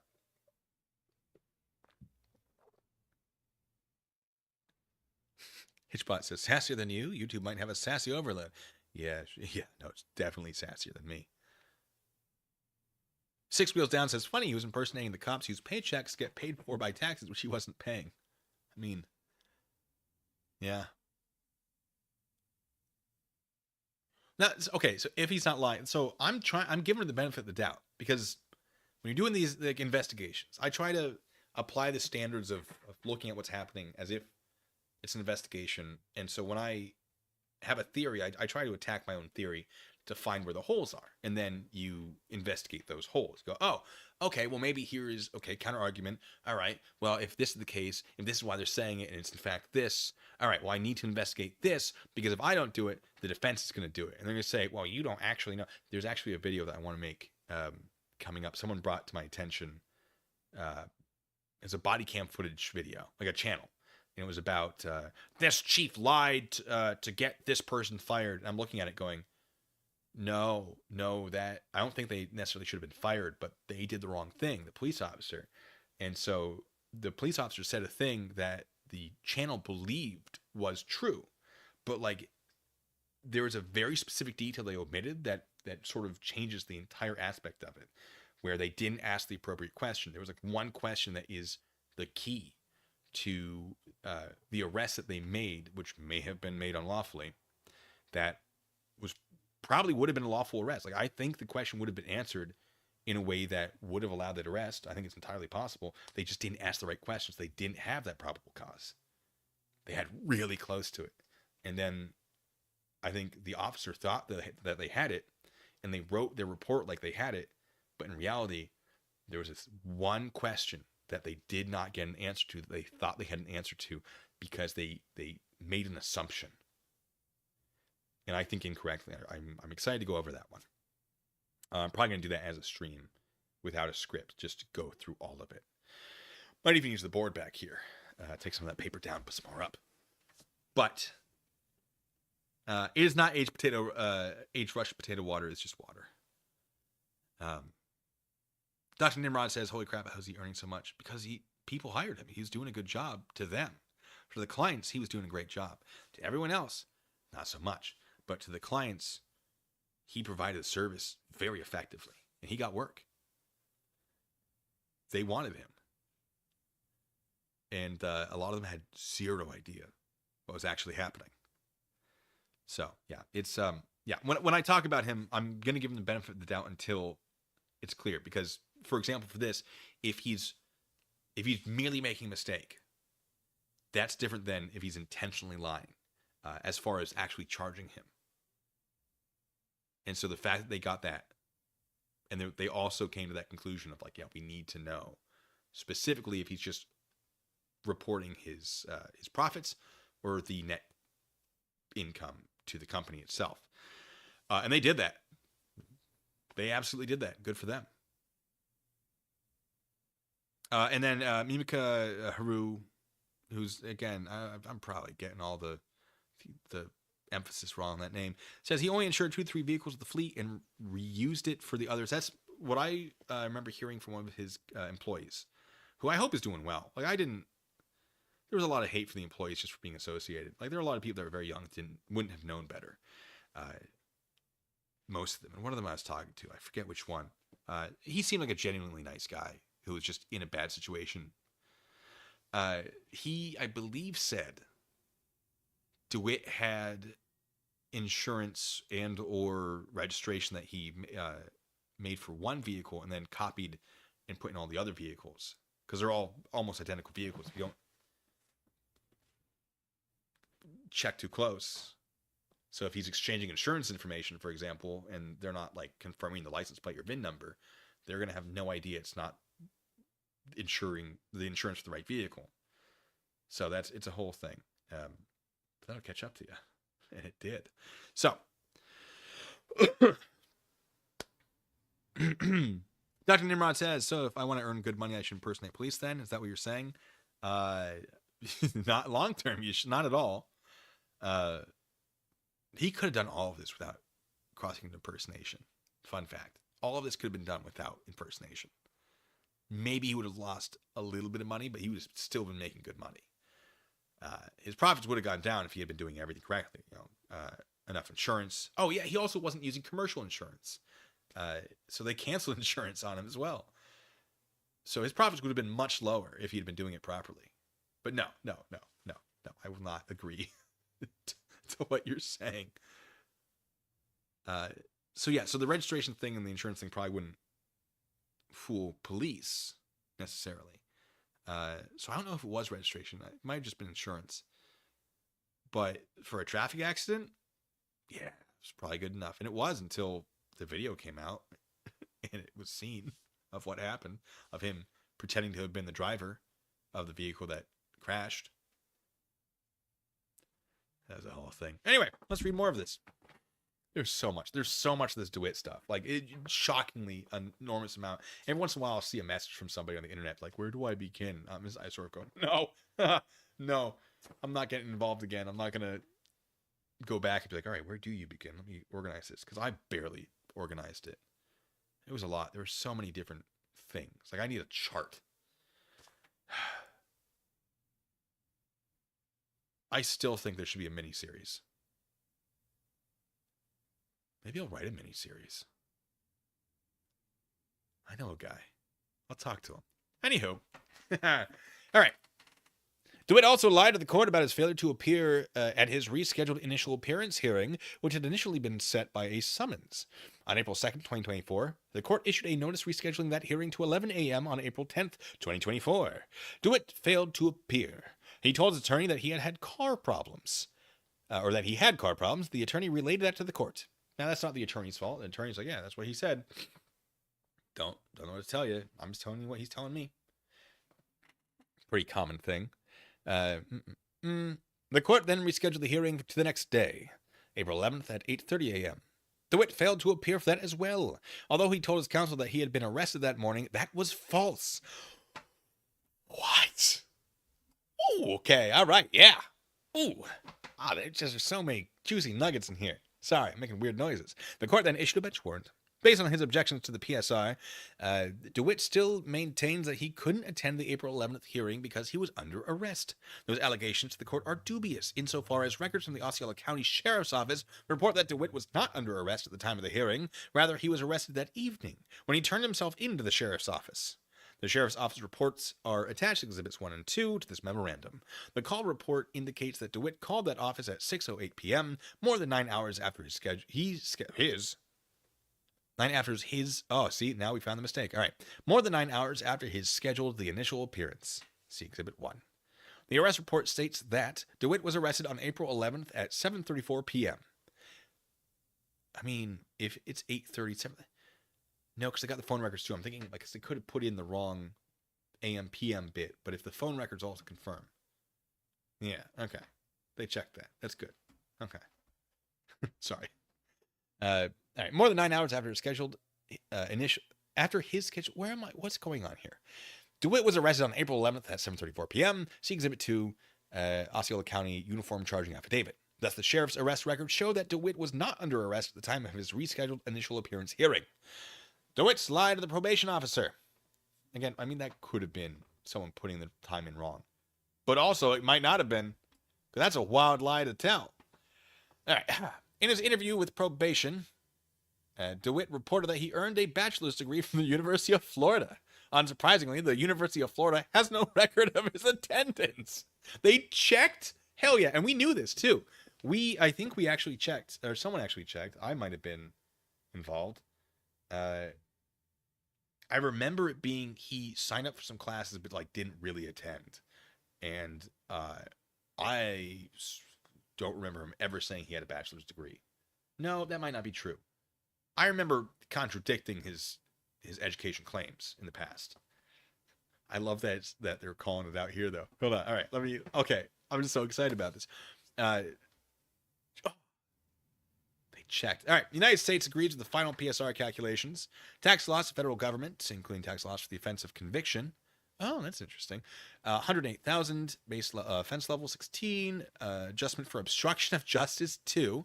Adjustment for acceptance of responsibility 3. Is that -3? I think that might be -3. Like reduced by 3. I don't know. I've never been trained up on these things. Criminal history score 29. Total offense level 15. Criminal history category 6. Guidelines imprisonment range 41 to 51 months. DeWitte objects to the obstruction of justice enhancement. However, without a doubt, that enhancement applies to these facts, and the court should overrule the objection. Section 3C1.1 or 3C.1.1 of the sentencing guidelines provides, in pertinent part, if the defendant willfully obstructed or impeded or attempted to obstruct or impede, which probably would have by lying about attending or the reason he couldn't attend court. That feels like obstruction or impedance.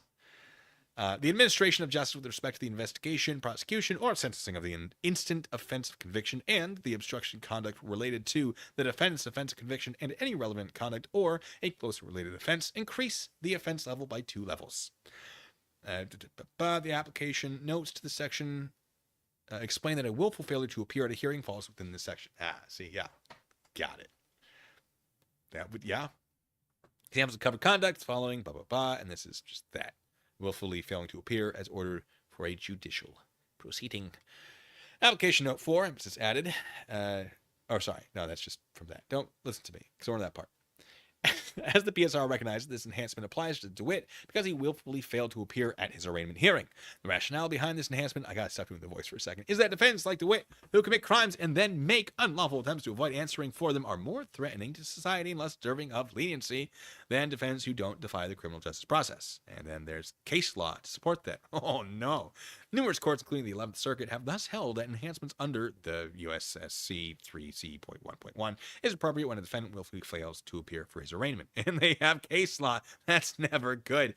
The court should therefore apply it to DeWitte as well.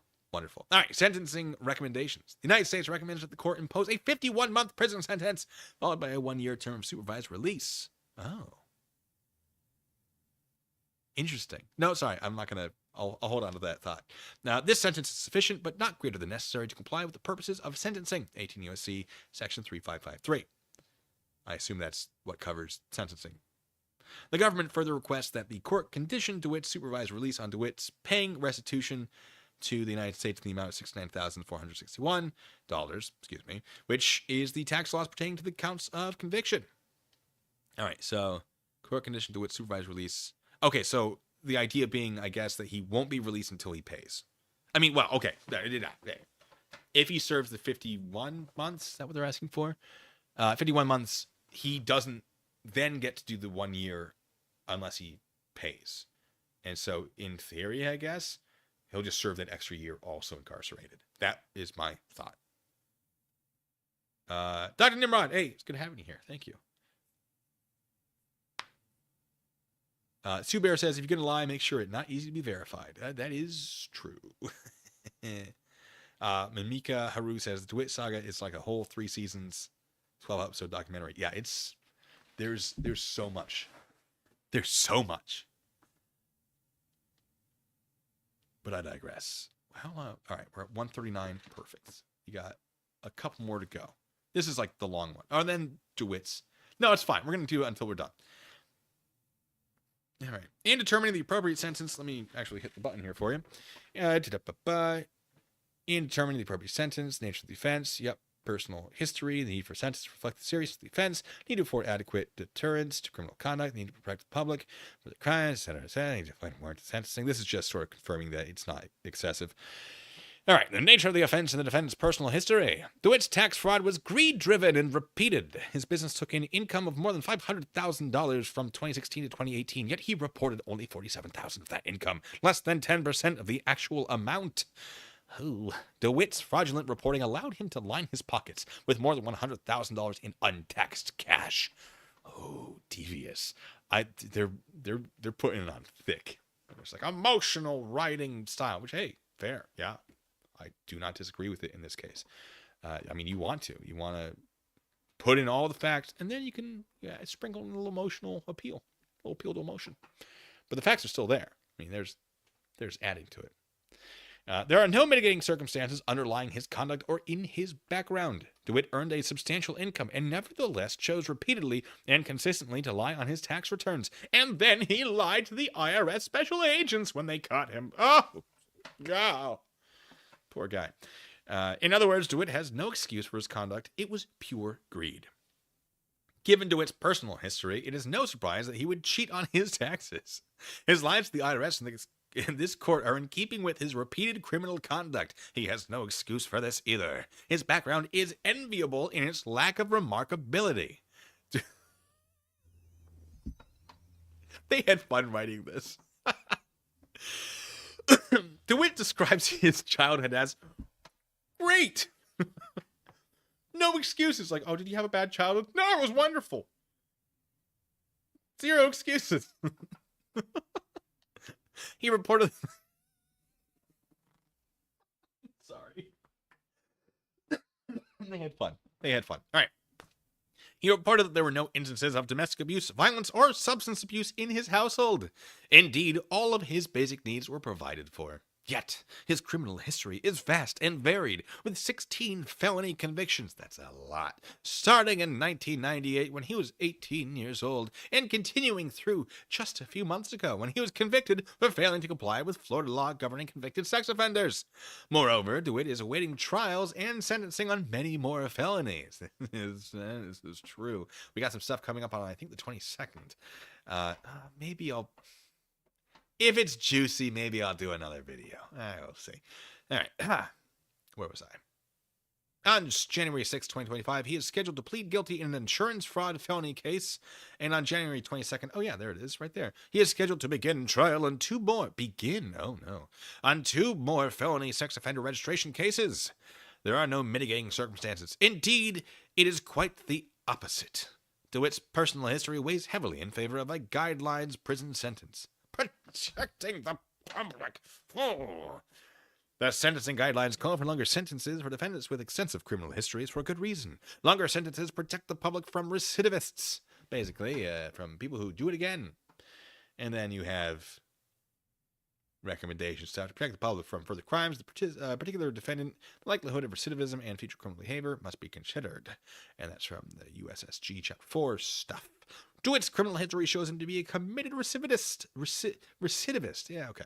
He has 16 felony convictions since 1998, placing him within the highest criminal history category, Category 6. Many of these convictions involve crimes of deceiving the public, 9 convictions for impersonating a law enforcement officer, or lying to the government, lying to the state of Florida on a driver's license application, lying to the United States on a passport application. His lies to this court about his failure to appear for his arraignment is consistent with these prior convictions. He is someone who thinks that he is above the law and can lie his way around it to suit his interests. Apart from the 16 prison sentences he has already received, with sentences of 8 days, 1 sentence, 1 year, 4 sentences, 18 months, 6 sentences, and 4 years, 1 sentence, DeWitte has also been jailed on multiple occasions even, for violating probation or the terms of his supervised release. DeWitte's criminal history score of 29 reveals him as someone for whom prior prison sentences have had no effect on his willingness to commit more crimes. The only way to stop DeWitte from committing crimes is to incarcerate him. The need to protect the public thus calls for a guideline sentence that fully takes DeWitte's criminal history into account. Oh, they're going hard.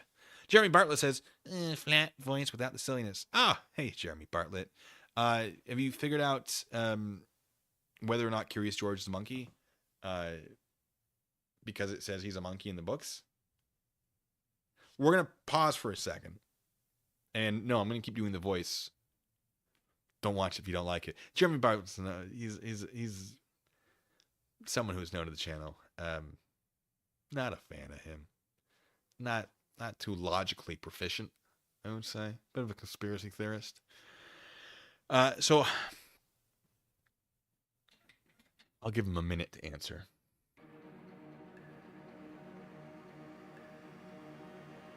Jeremy is curious. So in the Curious George books, it says he's a monkey.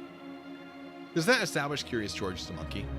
This is relevant to the comments you left in the conversation we were having that you abandoned. So now that you're here,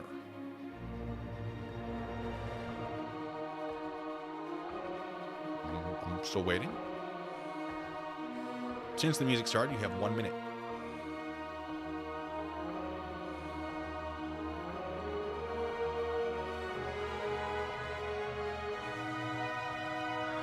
Got real quiet. It's a yes or no. Is he a monkey? Does not take that long to type.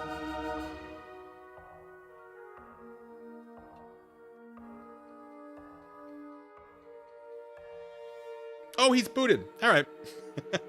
When he comes back, let me know. What did he do to get booted? Is it anything specific or just him? Oh, sorry. It says read Judy's comment. Judy's got a comment. Yeah, he reads the face, disturbing. Shh. All right, we got Judy saying behavior will be booted. First and last warning. I don't know what he said specifically, if there's anything.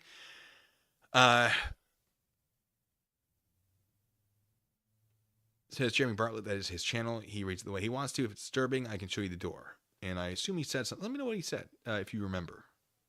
It's good. I wrote that music. I like that music. It's good. I was like, I want a 1 minute timer.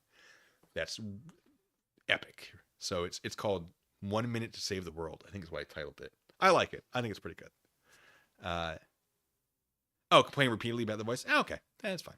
Yeah, he does that. He goes to a place that he doesn't like, makes himself unwelcome, and then complains about things that are entirely his fault.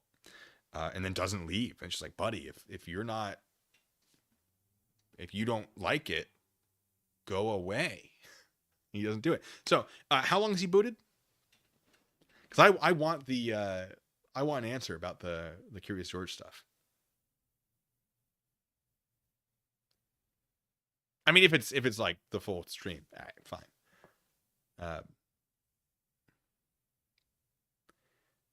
And I can explain. Oh, do I explain now why I'm asking that question? 5 minutes? It was Jeremy Bartlett is the guy's name, or that good name he goes by. I'll explain because I'm going to hold him to a simple answer because he likes to not do that. I had a video addressing a claim that a calendar that was in a Bible established that the Bible establishes that, like, everything is a lie, you're being lied to, everyone's lying to you, like the world is not what you think, maybe there's a new world order, who knows.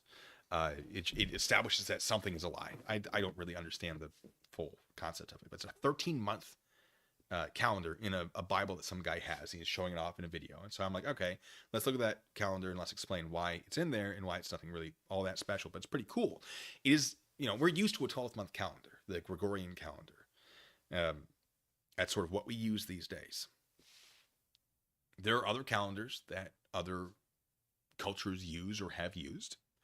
The Jewish calendar historically has had 13 months, or sometimes has. I don't think it always has 13 months. I'm not super familiar with it, but like, it's a Jewish calendar. And a Jewish calendar being in the Bible, in like the reference section of the Bible, like with all the maps and the stuff, to be like, oh yes, you can follow along. That makes sense. And I said, because Jesus is Jewish in the Bible. It is established that he is Jewish. So Jeremy's like, all right, where does it say he's Jewish? I'm like, all right, here. He goes, that doesn't count. I'm like, it does, because let me explain why all this counts. He goes, well, you could have cited this other part of the Bible, which said almost word for word something I had already cited from a different part of the Bible. And I was like, buddy, okay, so like I didn't need to, because I already did that from here, not from there. So the Bible does in fact say Jesus is Jewish. He goes, so you believe the Bible is a citable document, and therefore you believe the Bible, everything that happened in the Bible is real, which I think is what he believes. It's not what I believe necessarily. I think that there are some truths in the Bible.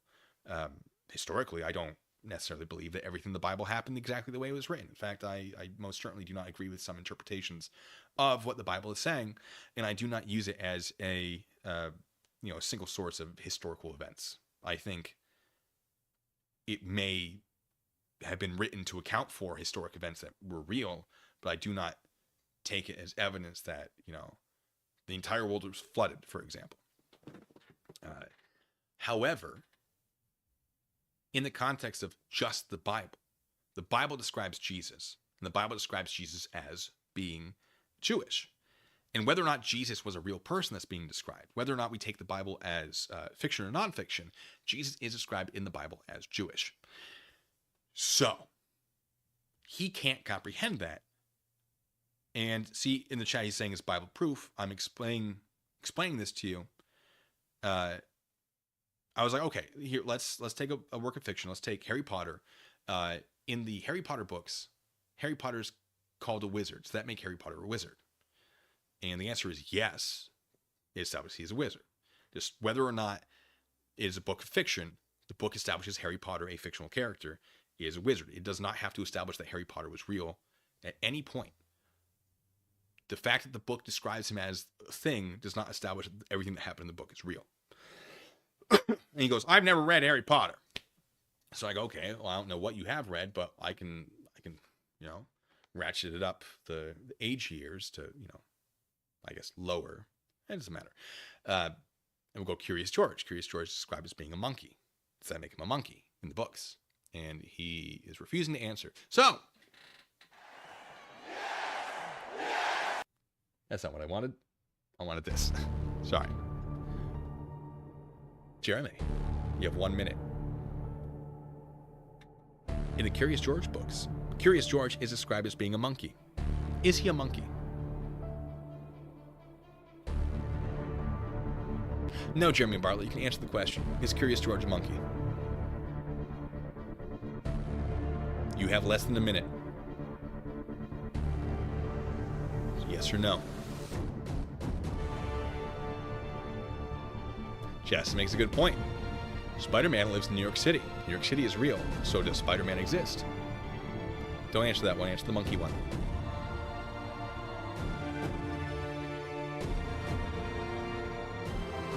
See, Linux, I let him choose the edition too. Monkey, yes, you did it. Yes. So, is Curious George real? Next question. If it wasn't copywritten. Is Curious George real?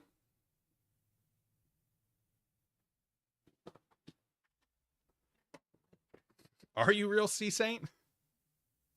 Hitchbot says, Spider-Man exists in our hearts.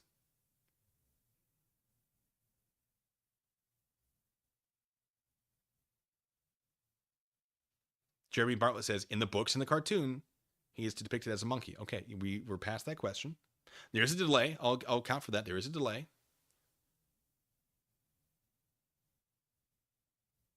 Jeremy Bartlett says, he is a fictional character. Well done, Jeremy. So, he is a fictional character. He's not real. The books he is in, and I assume the cartoon, establish that he is a monkey. But you say that he is not real, even though he's in a book, and what he is has been established by that book. We can apply that to the Bible. The character of Jesus, as written in the Bible, is described as being Jewish. At no point does that establish that the Bible is real. What it does, what the argument I was making was that you are misrepresenting, because you want to claim that things are being misrepresented. The argument I was making was that it makes sense for a Jewish calendar to be in the reference section of a Bible, because the main character of the book is Jewish. And therefore, if they describe things that are relevant to the Jewish calendar, so if the Bible says Jesus did this thing on this month and it's a Jewish month, you can go flip, flip, flip, flip, flip. Ah, that makes sense on this calendar. Now I understand. It is a reference section so that you can follow along with the book. At no point does anything about this necessitate that Jesus was real or that anything in the book actually happened. That's what you were getting wrong and could not comprehend. It is that simple. Erica makes a very good point. I don't know why I didn't think of this. Says it's like the map in the front of the Lord of the Rings. Yes, that's exactly it. That's exactly it. Oh, I should have done that. Been like, all right, this was, here are the Elvish people, and you put this map here so you know where the Elvish people are. Do elves exist? Because they're in a book. Ta-da! All right, I'm going to go back to doing silly voices now. It was that simple. It was that simple. If you just answered the questions, we could have been done with it in that amount of time. Jeremy Bartlett says Jesus spoke Aramaic, and there's no word in the Aramaic Jew. Okay, he was Jewish. The Bible you're reading is not Aramaic. It is the King James Version, which is a translation. I do not care. You get a cookie, Erica. You absolutely do. Did Jesus speak Aramaic? Did Jesus speak Aramaic?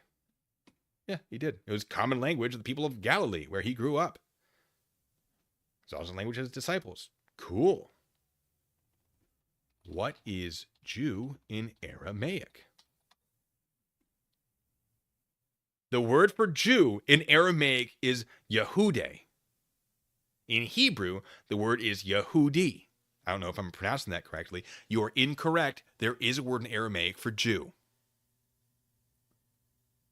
So Jeremy Bartlett says there's no word for Jew that Jesus would have understood. Yes, there is. You need to actually pay attention and stop believing every single thing that a conspiracist tells you, because you are not smart enough to navigate the conspiracy as effectively as some of the other conspiracists I assume you're listening to.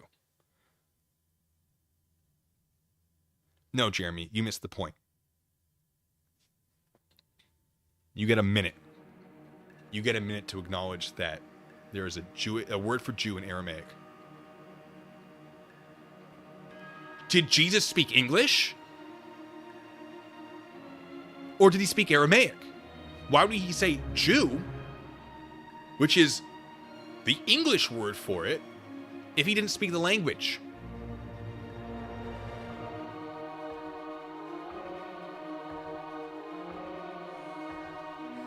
It is functionally identical, Jeremy. Oh my God. This is actually shockingly ridiculous.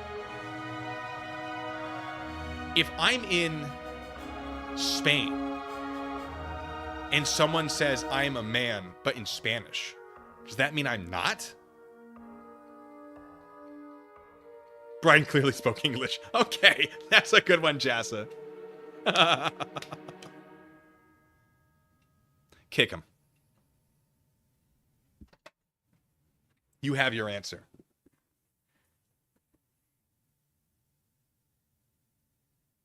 I'll wait. I want to see it happen. Bye. You don't. No. Bye. And he's gone. Yep. You said there's no word for Jew in Aramaic. There is. But it's in Aramaic, not English, because those are two different languages. So there is a word for Jew. Stop lying to my chat. Stop lying to me. Stop lying to yourself. Be better. Go touch grass. I'm genuinely shocked sometimes by this guy. I'm like, he's got it. He's got it. He's got it. I'm so excited. We're finally getting through somewhere. And then, languages. Stop it. Incredible. All right. How long has he gone for? 5? Is it 5? I'm back to doing silly voices. You guys like that? You guys having fun? Now, I'm not saying Jesus is real. I'm not saying the Bible establishes everything is true that is written in the Bible. At no point am I saying that. If you believe that, fine. If you don't believe that, fine. It does not bother me. If you are forcing others to believe a thing, okay, maybe we'll have some talks. But at the end of the day, the way that I referenced the Bible and spoke about it did not establish whatever the heck he thinks it established. And he is, I believe, intentionally misrepresenting it for a variety of potential reasons. 86,000 seconds? Oh, for the day? All right, that's fair. That's fair. Also, Jasso, I really liked the Brian Spoke English bit. That was well done, you. You also get a cookie. All right. C. Saint says, like me trying to understand math, just as I'm figuring out fractions, they then throw in letters and then imaginary numbers. Yeah. Oh, there it gets weird. Oh, no. Goldfish. Oh, thank you so much. Says, actually, Curious George doesn't have a tail. Ergo, he's an ape and not a monkey. Okay, you get a cookie, too.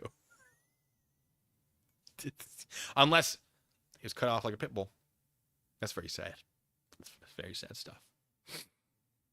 The chimps? Do chimps have tails? Do chimps have tails? Oh, they're apes. Chimps are apes. I see. Because I always thought as Curious George is like a chimp. Which is not a monkey, I guess. Anyway, all right, wait, who's leaving? Sue Bear! Hey, it was good to have you here. I'm going to keep going through this. We're getting through this because I want to read it. All right. Sorry, we got very distracted. Of course. All right. The only way to stop DeWitte from committing crimes is to incarcerate him. We already did that part, though. Seriousness, just punishment, and deterrence. Tax crimes are serious offenses. And then it references a thing. The United States tax system is based on voluntary compliance, and individual taxpayers are trusted to honestly report their income and assess their taxes and pay over what they owe. Okay. I am going to actually take a break from the voice because it is very draining on my voice. Yeah, the system of voluntary compliance is often abused, and federal resources such that all tax crimes be prosecuted, blah, blah, blah, blah. Taxes, pay taxes. 11th Circuit says pay taxes. Pay taxes, pay taxes. Sentencing disparities. All right. Sorry. It's pay taxes is what this basically says. Actually, hold on.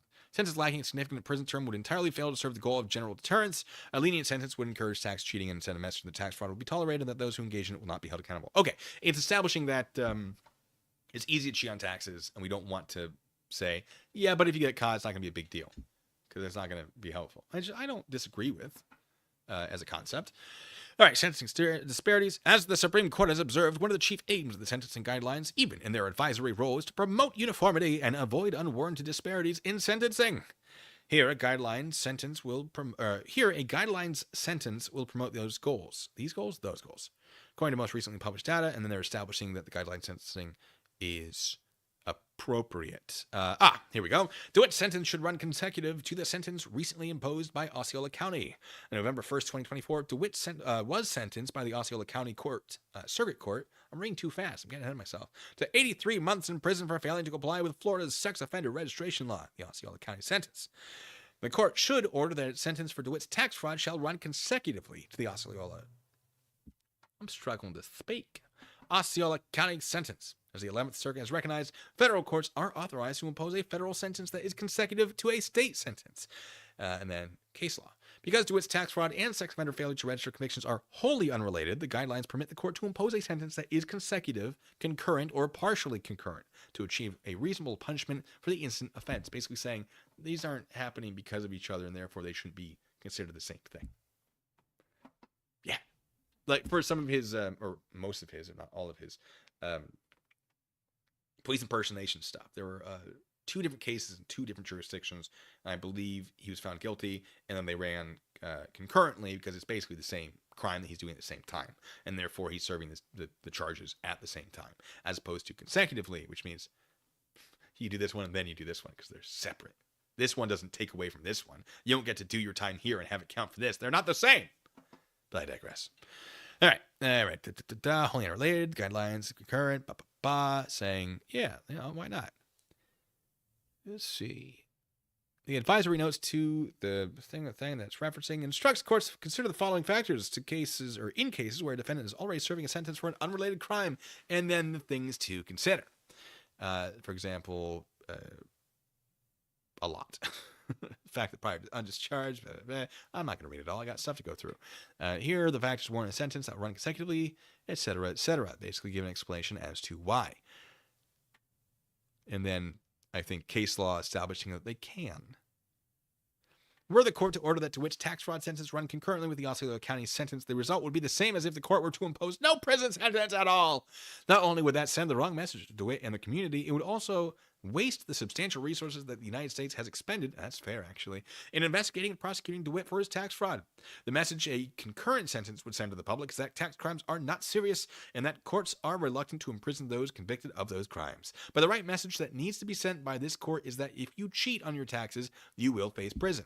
I mean, that's not a bad argument. If they hadn't had such incredibly similar time, like if it was like, all right, his other case is like 2 years and we're asking for 51 months, maybe they would have been like, because you're still getting some time for the tax stuff. But since it's basically going to run out around the same time, that's not a terrible argument.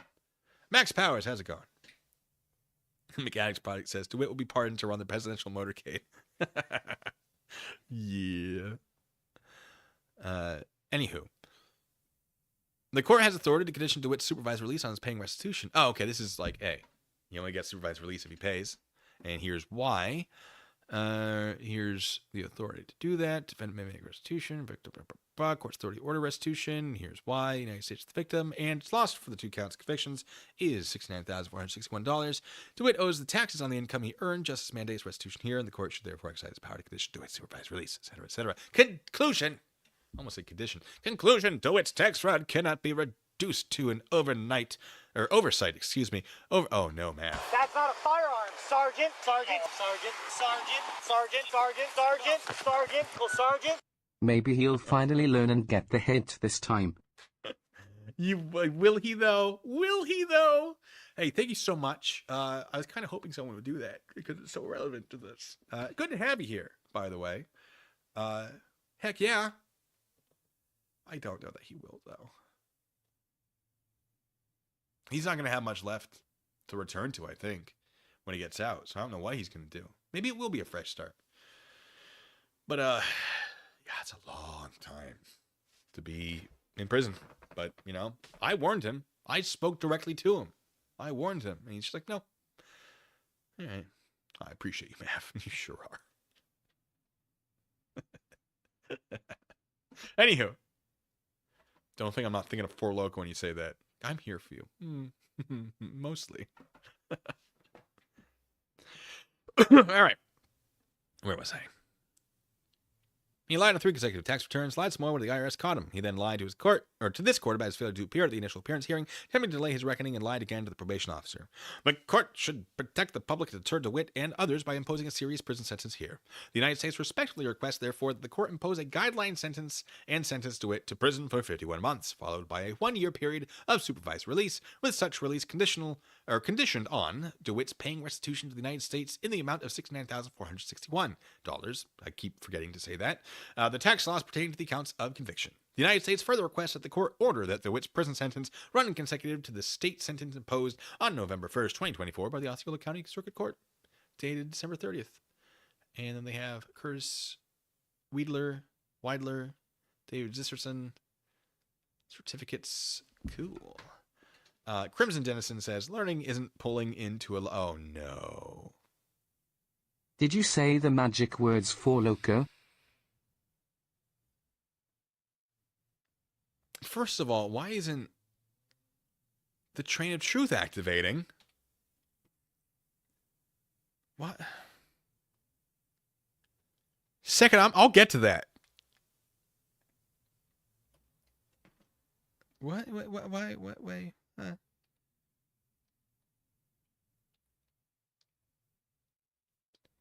Give me a second. I gotta.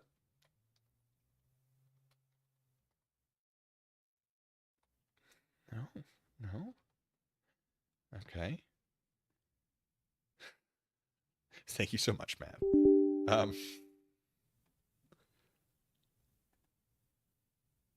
don't know that I have one.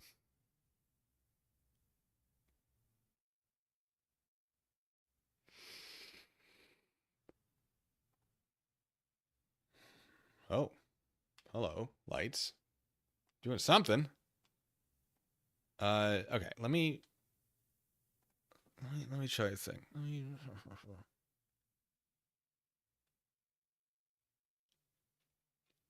Bear with me, because that train, I put it back in place. I got it doing its thing with its stuff. It's not doing it. I'm gonna do a test. Ah, there it is. Ah!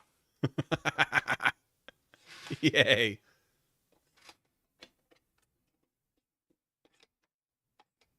Oh, well, now it's stuck there. Transfer won't associate itself with the Dewitte stream. Fair.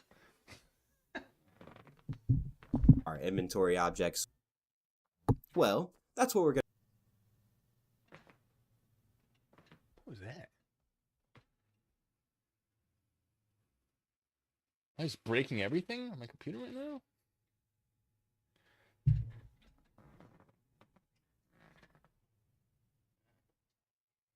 Okay, reset.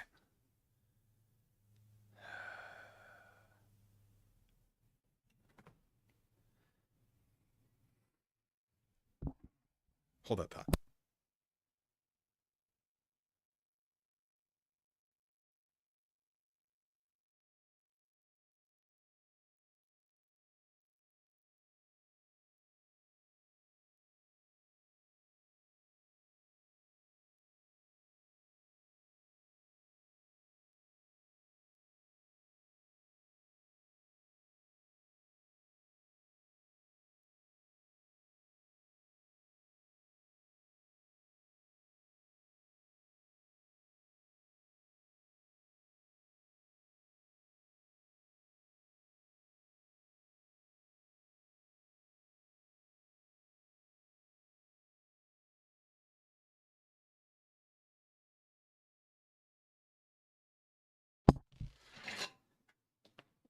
All right, I don't have any, but I do have a smashable plate, which I think we should smash. All right, Mimika, or Mimika, or so sorry. Hey, it was good having you here. Thank you so much. Scott says, Blue, if you do the Four Loko, JP might be close to your level. If he does Four Loko or drinks it, he might be closer to my level. it might help. Who knows? Oh God, you guys could have activated that. Jake B, thank you so much, says, thank you for helping me with the arguments in the comments, and sorry for flooding your comment section. Yes, you're fine. Mav got called in. Touche says, for this, you have to have a Four Loko during your next mural painting. I was thinking of doing a game stream with it. Why do you get tiny trains, the end gauge? You wouldn't be able to see it, though. Oh. You're currently out and about. Just doing donuts in the parking lot. Heck yeah. Yes. All right, so we want to plate smash for old time's sake. And also because I don't have I have a space. Got some boxes back here. Are you ready? So give me a topic to be angry about. Do some ad-libbing. He's not my friend. Okay, I'm gonna keep reading some. Actually, no, we're gonna go over to Dewitte's sentencing memorandum, what he filed, and then I'm gonna read what you guys think I should. My angry topic should be to then finally smash the plate on. I'll make it up as I go. I usually do. All right, Dewitte's sentencing memorandum. Defendant Jeremy Dewitte hereby files his sentencing memorandum in which he asks this court to exercise its discretion under Booker and impose a reasonable sentence of certainly Certainly, folks. No more than 33 months, as opposed to 51. Alternatively, or in conjunction with the exercise of that discretion, asks this court to downwardly depart and or to vary or adjust his sentence downward from the advisory guideline range. Factual and procedural background: DeWitte adopts the facts of the PSR minus the previous objections. On March 27, 2024, the grand jury returned a 2-count indictment against DeWitte. Both counts charged him with willfully making a false tax return in violation of Title 26 of the United States Code, Section 72061. On September 25th, 2024, DeWitte pled guilty without a written plea agreement. Isn't it grammatically pleaded? I don't think it matters. Anyway, I've seen some of this. There are some errors. At least spelling-wise. There's some, yeah. United States versus Booker in 18 U.S.C. 3553 Alpha. The decision of the United States Supreme Court in Booker has rendered the United States sentencing guidelines effectively advisory. So I believe the Booker decision is. I haven't read it, but contextually, I believe it's. Sentencing has to be appropriate, and you can adopt guidelines for it in an advisory sort of thing, so that people are being sentenced uniformly. So the prosecution has argued this is in line with Booker and everything we're doing is appropriate. The defense is now saying, hey, you don't have to, though. You could do less if you really wanted to. No. All right. Pursuant to Booker, I keep saying Booker. Booker. Sentencing courts are required to consider the defendant's guideline range, but may tailor the sentence in light of other statutory concerns as well.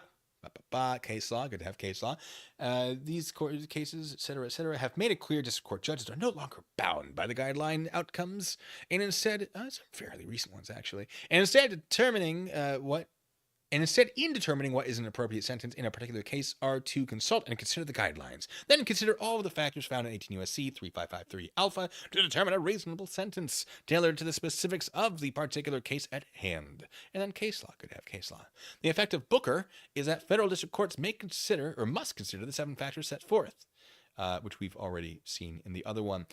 Each of these factors will be discussed in turn below. Sentencing under 3553 Alpha requires the court to start with the minimum sentence permissible and add only so much additional punishment, if any, as necessary to comply with 3553 Alpha's purposes.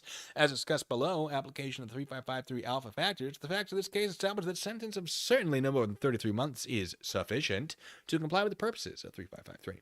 Such a sentence would be sufficient to achieve the purposes of 3553 Alpha. They sure do like using that number. Now, I'm going to pause here. We're going to see what people are saying in the chat. What am I getting? Oh, mystery game night for old time's sake. I bought a mystery game, actually. It is planned, yes. I have the board behind the green screen I'm going to be using. I would take you down myself. The lack of McRib. I was just at a McDonald's that had a McRib. Some people know what McDonald's it was. Very famous McDonald's recently. What McDonald's had an incident occur in the last month or so, ladies and gentlemen? What McDonald's do you think I was at?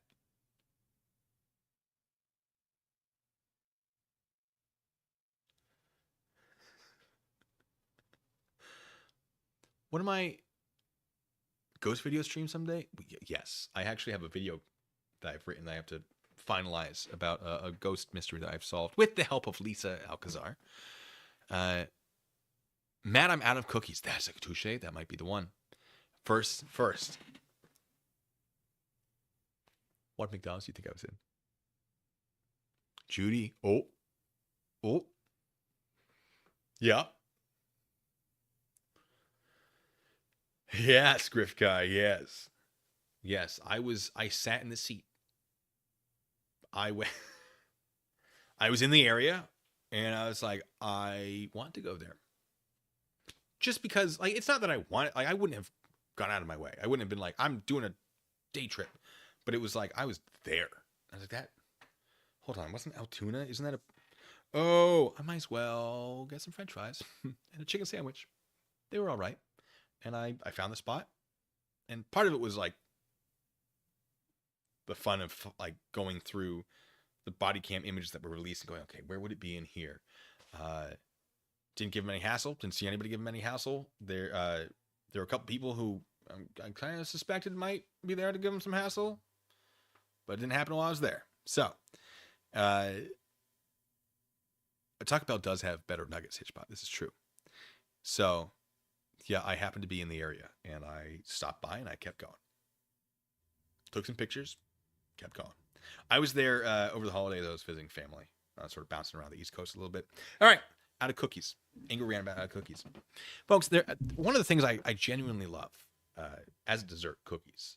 I think there are a lot of desserts that I can get tired of. I don't think cookies have ever been that dessert. In fact, back when I was in college, because I actually went to college, didn't get a degree, did other cool things in my life. But there you go. I would do film composition. We've heard, I've done a little bit of music. Right, that was one I wrote. But that's enough of that. Sometimes, because film students, they don't have money.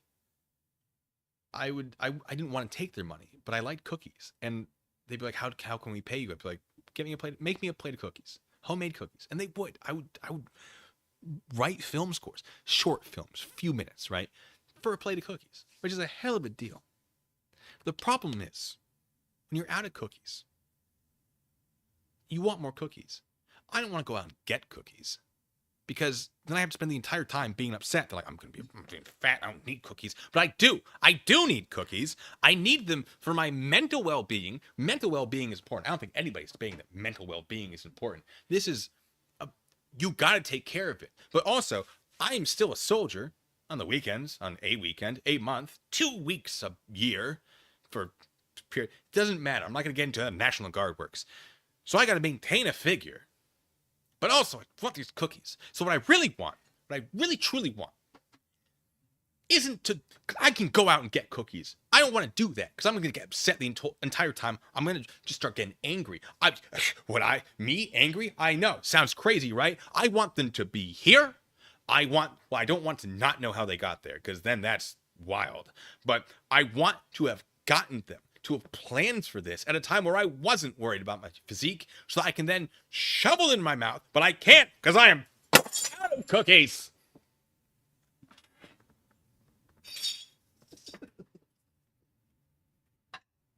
I guess the way of my feet. There you go. There's my out of cookies rant. Don't send me cookies. National Guard works. They pretend to. No, we do work. It's fine. Thank you. It was a good smash. Chocolate chip oatmeal is really where it's at. I can't argue with that. All right. Let me keep going. All right. Nature and circumstance of the offense and the history and characteristics of the defendant. The nature and circumstances of the writing is so small. The text is just, there we go.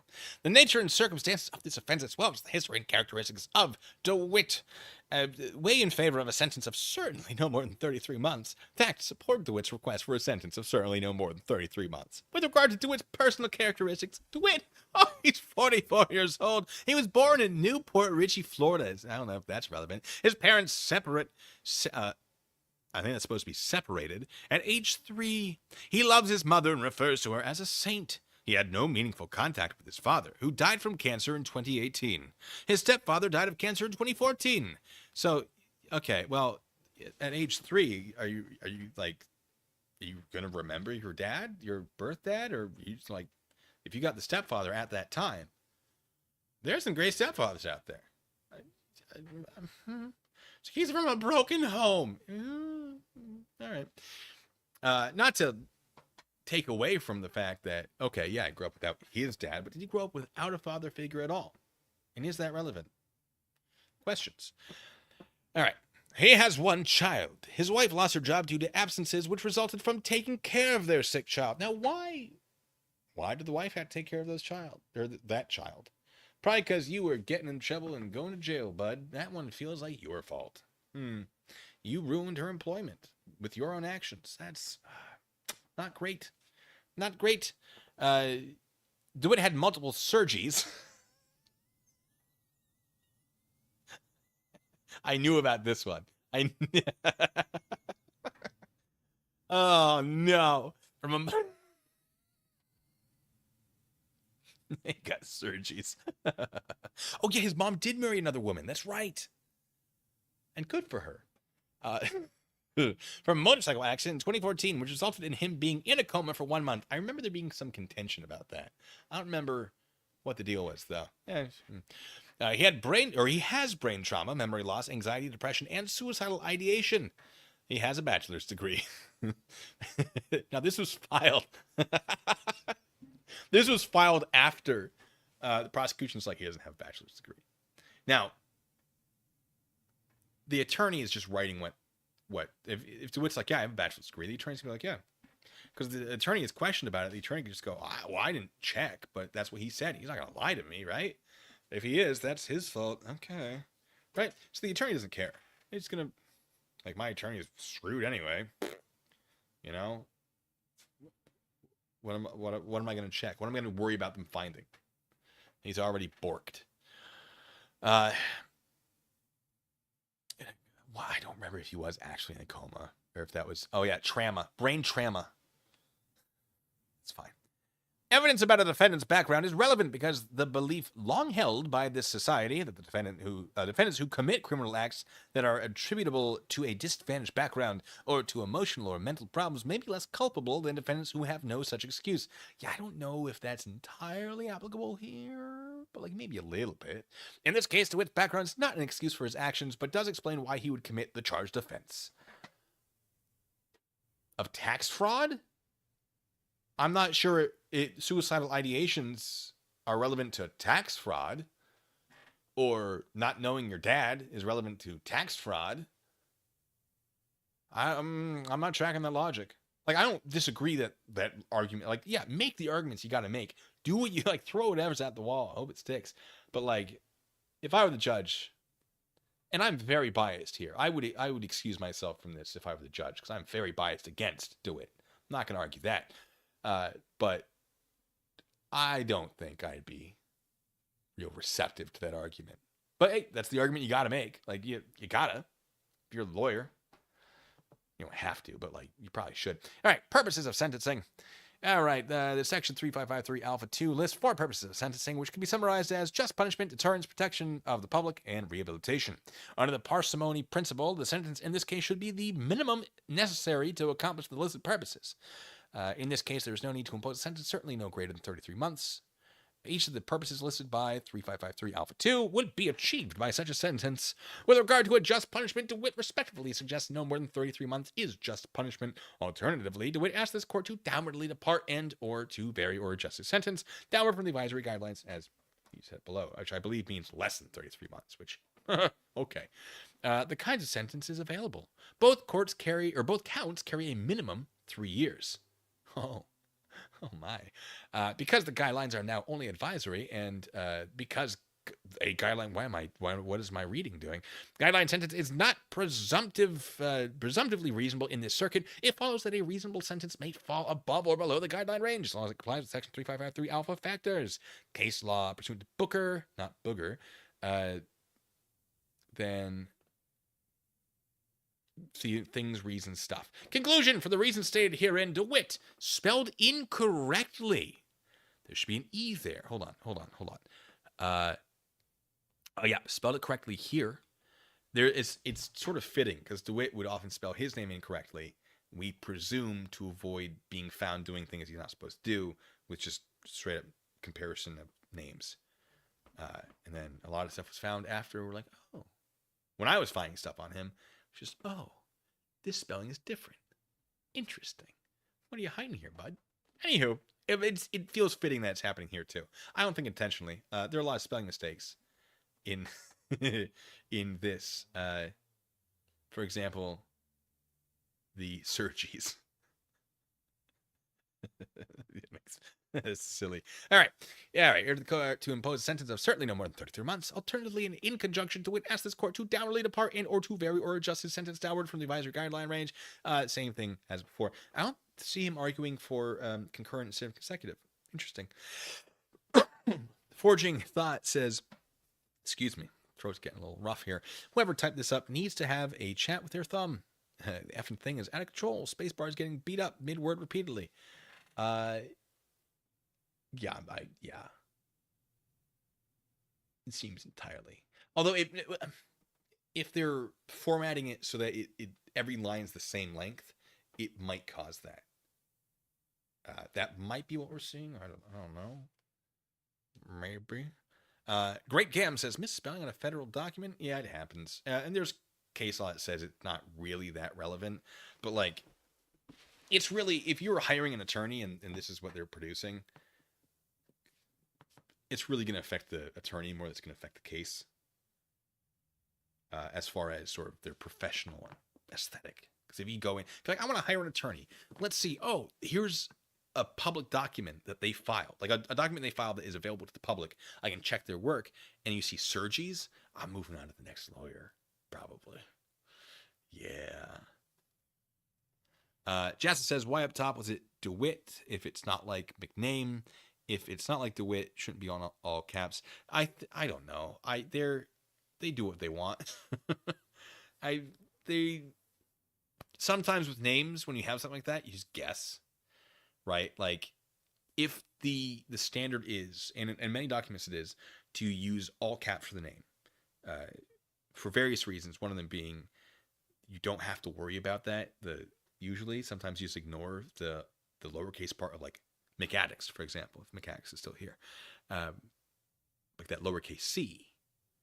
They made the W lowercase in DeWitt because it's French, right? So you would, in theory, do capital D-E, capital W-I-T-T-E because it's the wit. Like, duh. Right? I'm entering a place I don't really know much about. It's really just they made a call formatting-wise and stuck to it. That's what's going on here. It's matched the synopsis. Yeah, that's right. Did he pay his lawyer? That's a good question. I don't know. I did see that he had a lot of small claims court things, though. I haven't looked into those. I probably won't.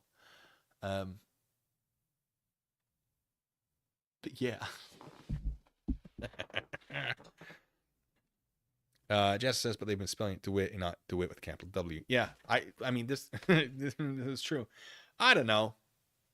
I don't think they care that much. I think that's ultimately what it comes down to is like, yeah, but, yeah, you know?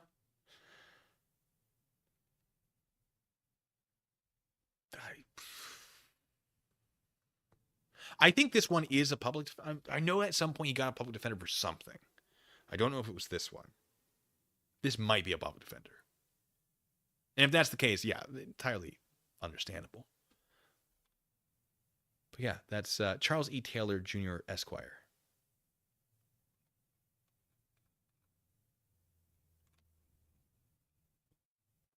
I don't know. Maybe, maybe not. Now, we have the minutes of the sentencing hearing. McAddicks says, my place smashing moments when they do McAddicks instead of McAddicks with a capital A. Fair. Now, United States of America, plaintiff versus Jeremy Charles Dewitte, defendant. Defense counsel, Charles Taylor Jr. Date of 1/7/25. All right. Judge, court reporter, etc., etc. Case called, appearance is taken, defense sworn. The court hears arguments and objections to the pre-sentence investigation report. Defendant is adjudicated guilty to counts 1 and 2 of the indictment. Imprisonment, 41 months. This term consists of a 36-month term as to the count 1 and a 5-month term as to count 2 to run consecutively to count 1. The terms of imprisonment imposed by so very much middle ground. That's pretty common. Is the defense asks for the least amount, prosecution asks for the most amount, and then the judge will often say, "All right, let's find some middle ground." So in this case, I think a little lower than middle ground. 51 minus 33 divided by 2 be 7. 18 be 9. 30, 40. So 33 plus 9 is 42. And they gave him 41. But, yeah, no. Yeah, it's 41. So it's just less than half, if my math is correct in my head. That's about right. That's about fair. All right. And the terms of imprisonment imposed by this judgment shall run consecutively. The defendant's term of imprisonment imposed pursuant to the judgment in Osceola County Circuit Court, docket number, etc., etc. That's the big deal. Is he's getting 41 months after his 6+ years are up in Osceola. So he's getting he's going to be there for 10 years, not counting how long he's been there.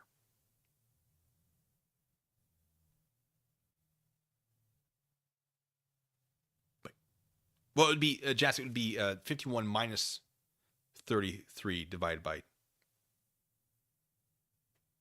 2. I'm doing it. I'm doing the math. 51 minus 33 is 18. It was 9. Okay, I had it right. And then 33 plus 9 is 42. He got 41. So just under the middle. Oh, yeah, no, Jazz. I did AP calculus in high school, and I think I got a 1 on the exam out of 5. I did not do well. I was not good at calculus, but I was in high school. That's my excuse. It's not a great excuse, but it happened.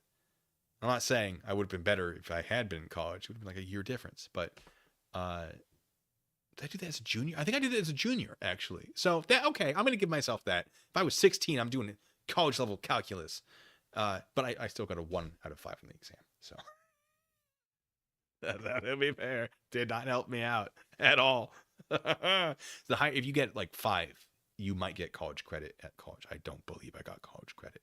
Did I get a 1 or was it like a 3? It was not as high as I hoped. It was probably a 1. I'll be honest, it was probably a 1. I did not enjoy calculus. If I went back, maybe be like, okay, sort of sunk in a little bit decades later, but Max Power says, I actually served at DeWitt. He was my major when I was in the Airborne Ranger SEAL WCC Marines. Sorry to see him hurt his back when his riser popped in Fallujah. Now, Andre says, calculus is fun, went really well with physics. This is true, and I love physics. And I love the math that's related to physics. But then there was stuff not related to physics. So I was like, I don't like this. I don't like this as much at all. But yeah. James K asks, are there any more criminal cases pending or just civil? I think yes. I think both. I think at least criminal. But yeah. Anyway, sorry. We're going to keep going. Supervised release, 1 year. This term consists of a 1-year term as to count 1 and a 1-year term as to count 2. Such terms run concurrently. Okay, so it basically amounts to just 1. Court makes the following recommendations to the Bureau of Prisons. Confinement at FCI Coleman or FCI Miami, Florida. Basically choosing what prison to put him in. Let's see, FCI Miami. Federal Correctional Institution, what FCI stands for. I've just learned that. Now it's low security, federal correction.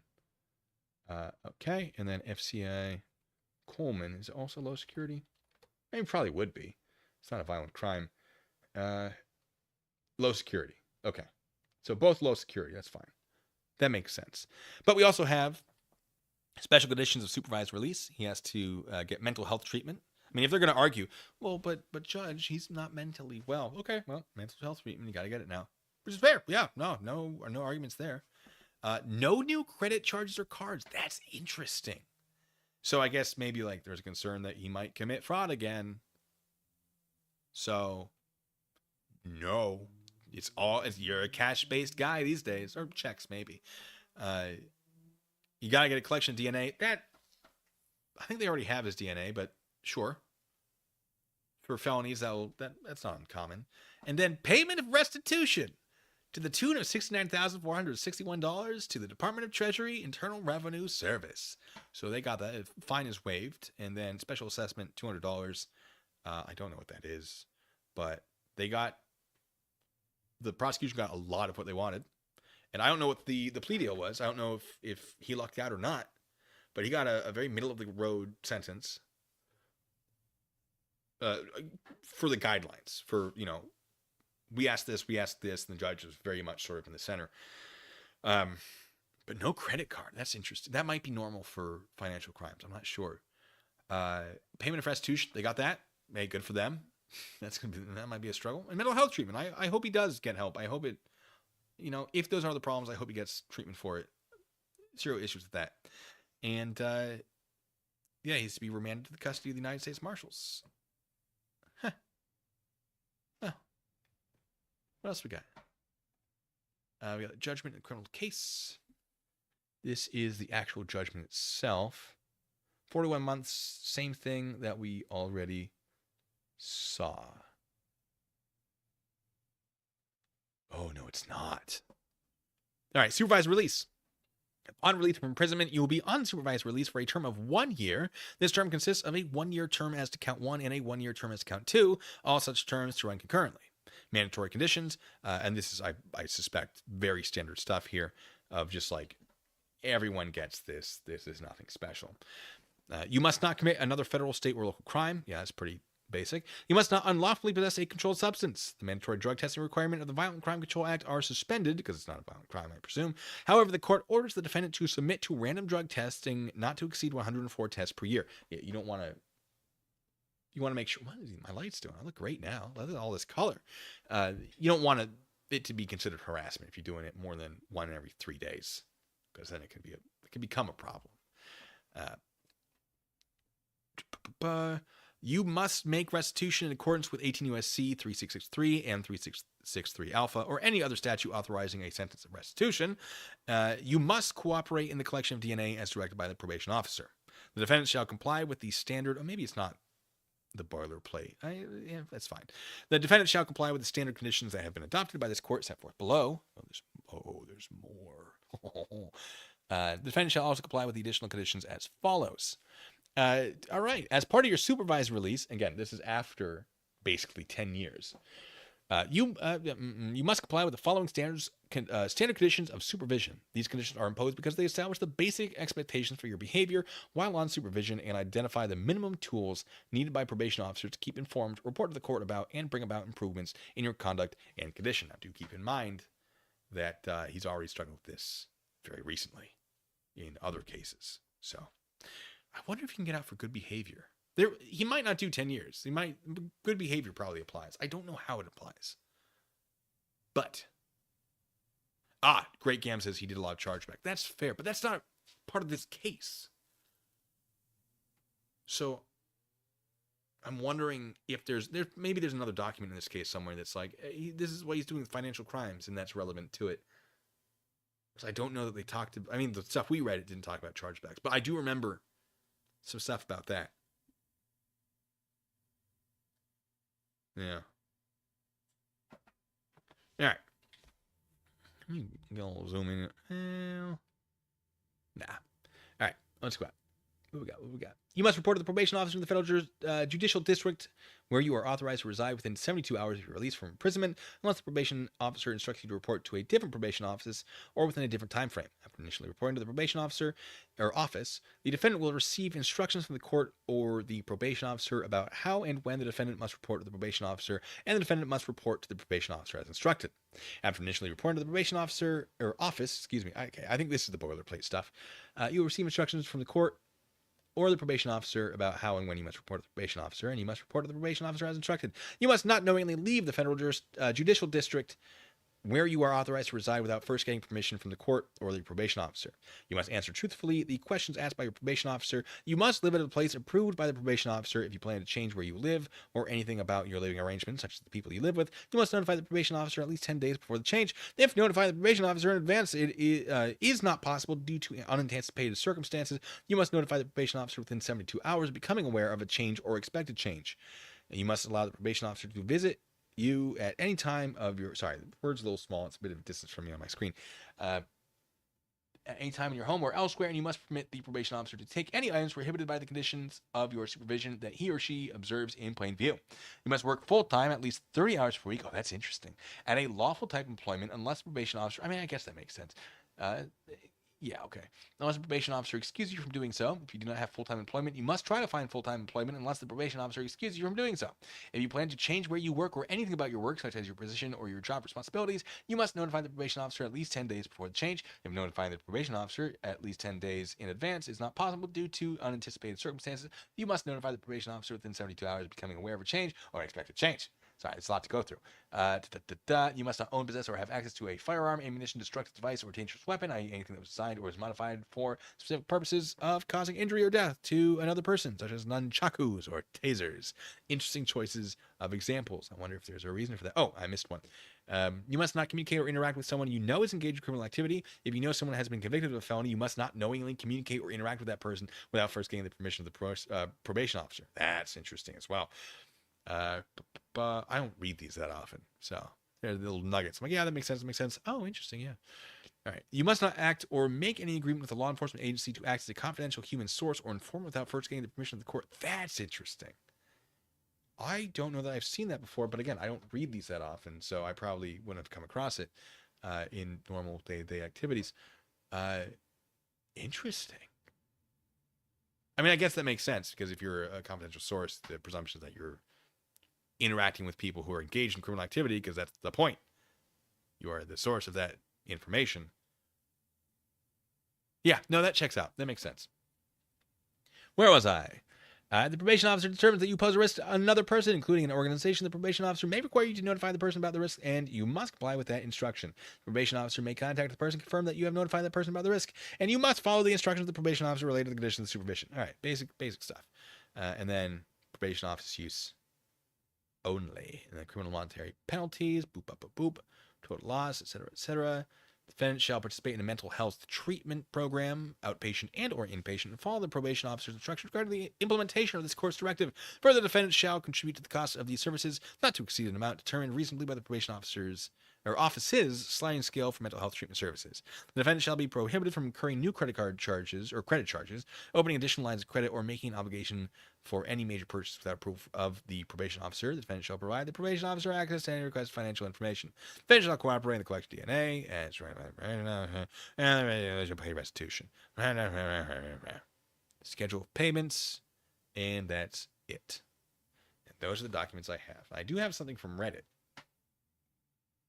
about a burglary that Jeremy reported, which says, on June 29th, 2021, I spoke with a detective, which I actually might know where this is, but spoke with a detective. No, let me go back. Read this narrative. On July 22nd, 2021, again, assuming this is legitimate, I have no reason to believe it isn't, I returned to the Osceola County Sheriff's Office and was provided a flash drive containing body camera video, still photographs, and the report from the burglary. The body-worn camera video showed Mr. DeWitte walking around his residence, pointing out everything which was stolen. The body-worn camera video, because he always wears a body camera, showed nearly every room of the residence. Mr. DeWitte explained to the deputies he was gone from around 7:30 until he called deputies to report the burglary, and when he returned home. The screen on his back patio was cut and entry was made through the rear sliding glass door. He completed the report listing dozens of stolen items, totaling nearly $50,000. Yeah, but you're only making $17,000 a year. Okay. Through the side of the files, the body-worn camera, video, and photographs could not be uploaded into ASUS.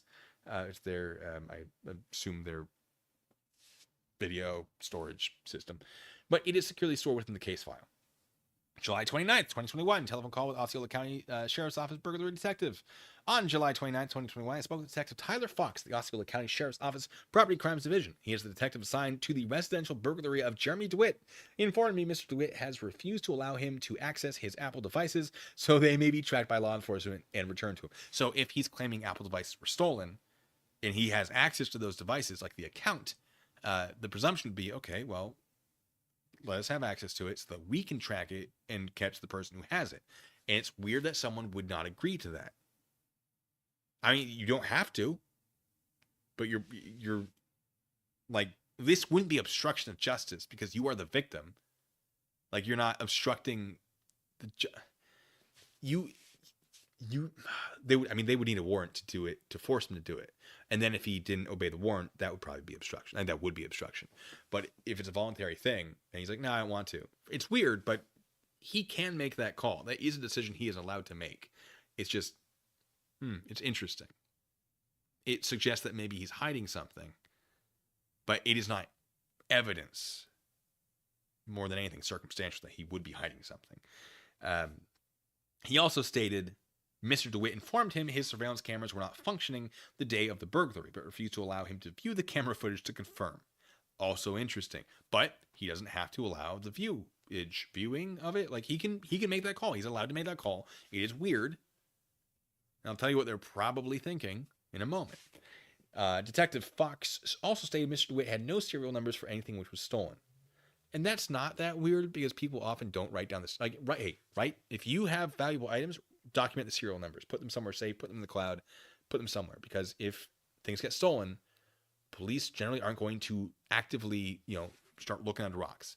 If it's a trackable device, they can try to track it, which Jeremy has refused. If it has a serial number, you'll put it into what is it?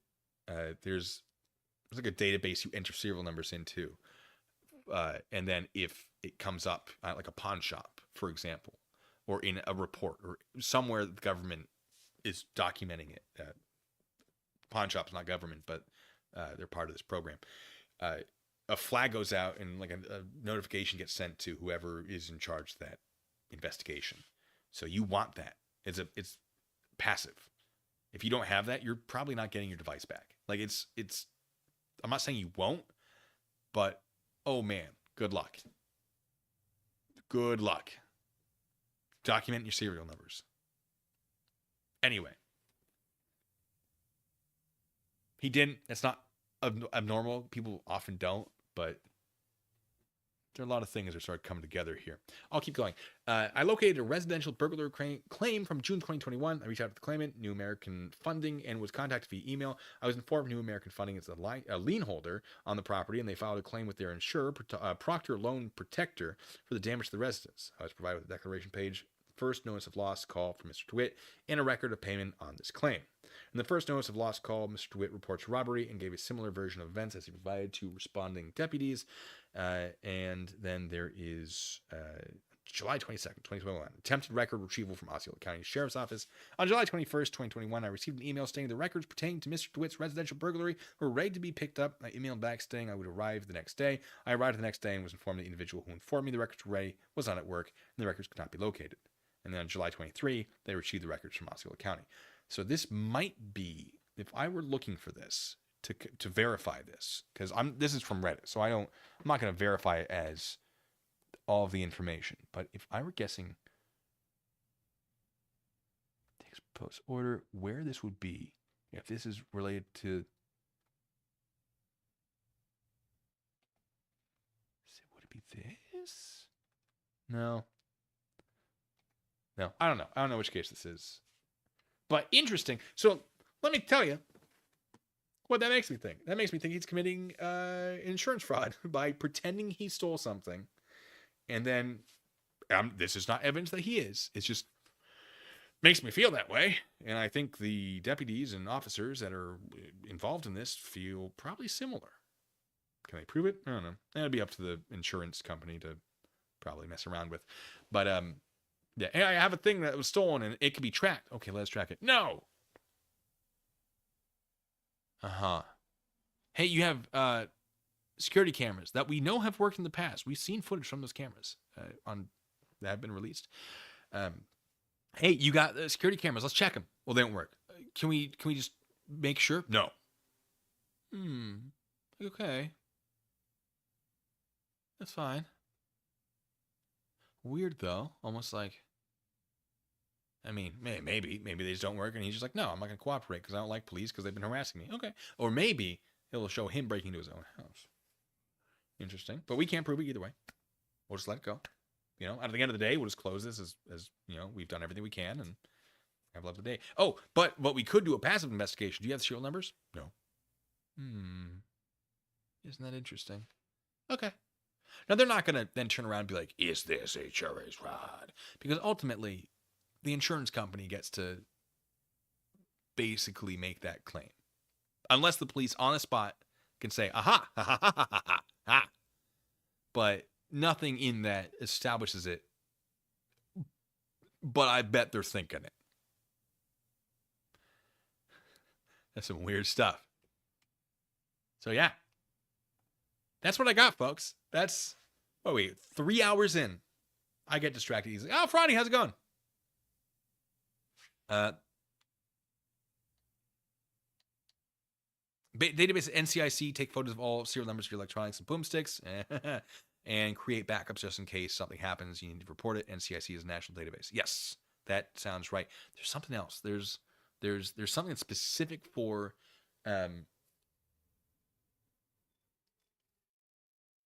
you are correct. It is NCIC. Accurate? There's something that's specifically, if not at least a lot, maybe it's not specifically, but it very much is prevalent in. I just mentioned it.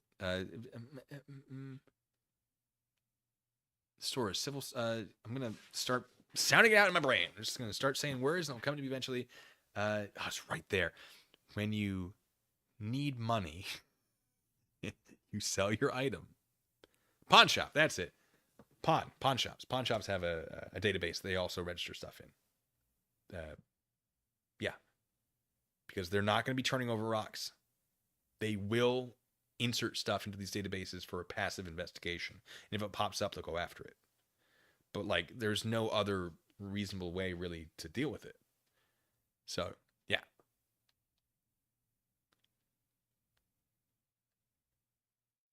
Forging Thought says evidence points to either he is hiding some type of fraud or copious amounts of I mean, there is that. Maybe there's something embarrassing on his devices.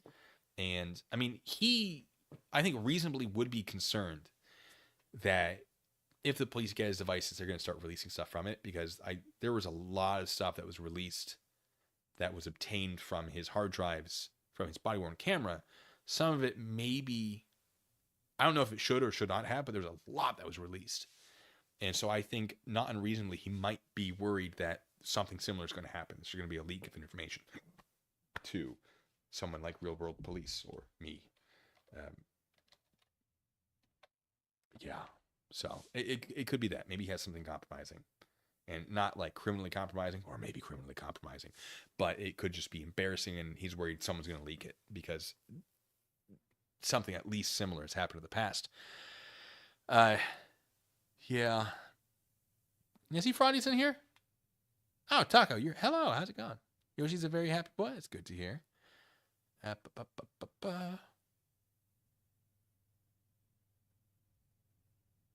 Yes. Check Discord for a throwback surprise, you say.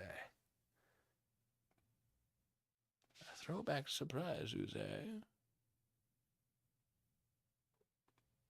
You say. Yes!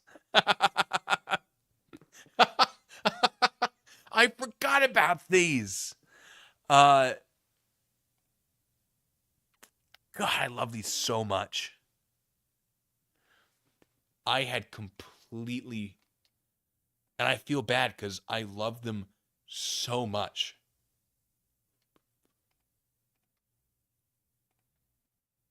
Hold on. Yes. BP negative 37. All right. Hold on. Everyone wait. Hold your horses. I must share this with you. If I'm allowed to, Kyle. If that's okay. Am I allowed to share?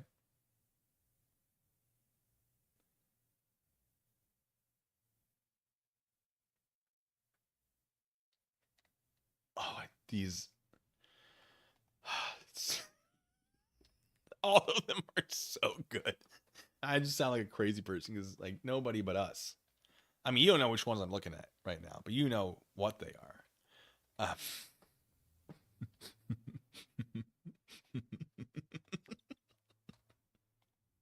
Oh, they're my favorites. All right. So a series of images created for me. It was Kermit. Because I used to do the Kermit thing. I'm going to bring it back. Don't think I won't.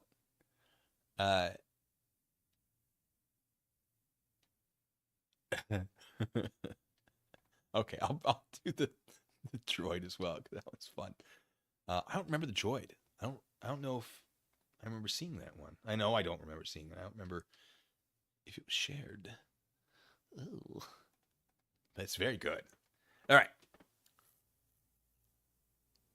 Oh, Fraudy says the statement to the SAO is Jeremy has lodged several dozen insurance claims in the last couple of years.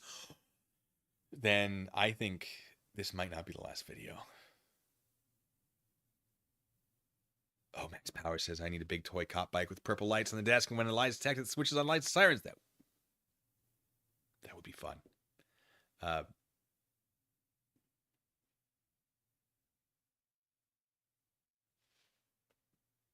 that would be good. That would be good. I don't know how it would work, but I like. Wow, that would be pretty good. All right. Oh, sorry. Several dozen insurance claims. So, if they're looking like what we just saw, that's going to look heckin' suspicious.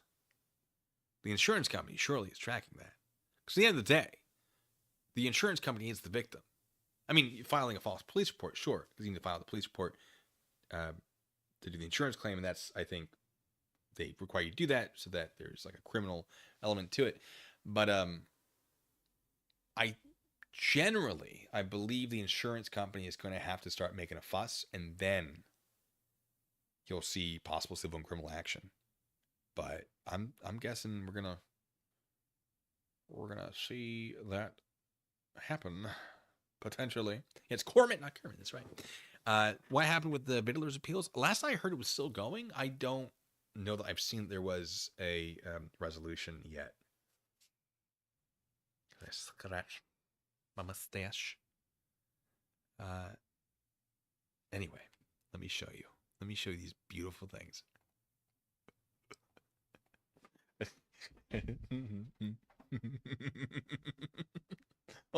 let me resize it. No, I won't. I'm just gonna. No, maybe I should. Is it getting better or worse? Oh, nope, wrong button. Hold on.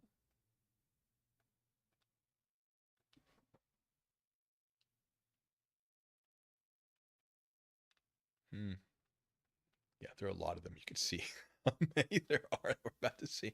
All right, hold on. Let me.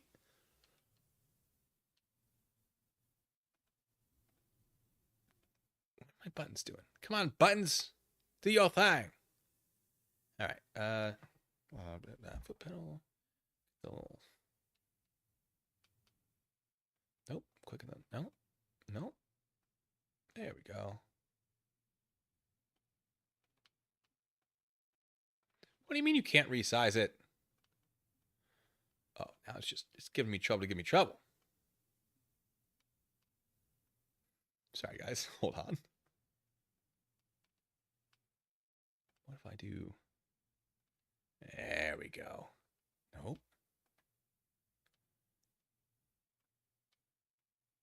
Okay.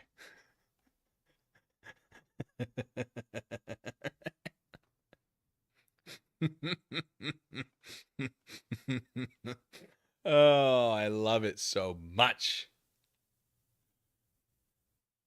Look at that. Sergeant. That's the legal law.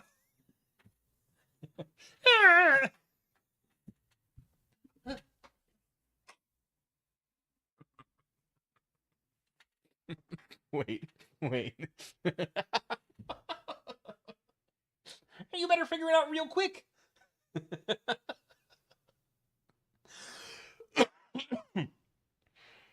Oh. Now, Andre, it's a good point. Yeah, they're the victim, but who cares? Well. In the context of it becoming a criminal or civil issue for Jeremy, I think that's worth caring about. Whether or not they get the money back, different discussion. But whether or not Jeremy Dewitte is held accountable for his actions,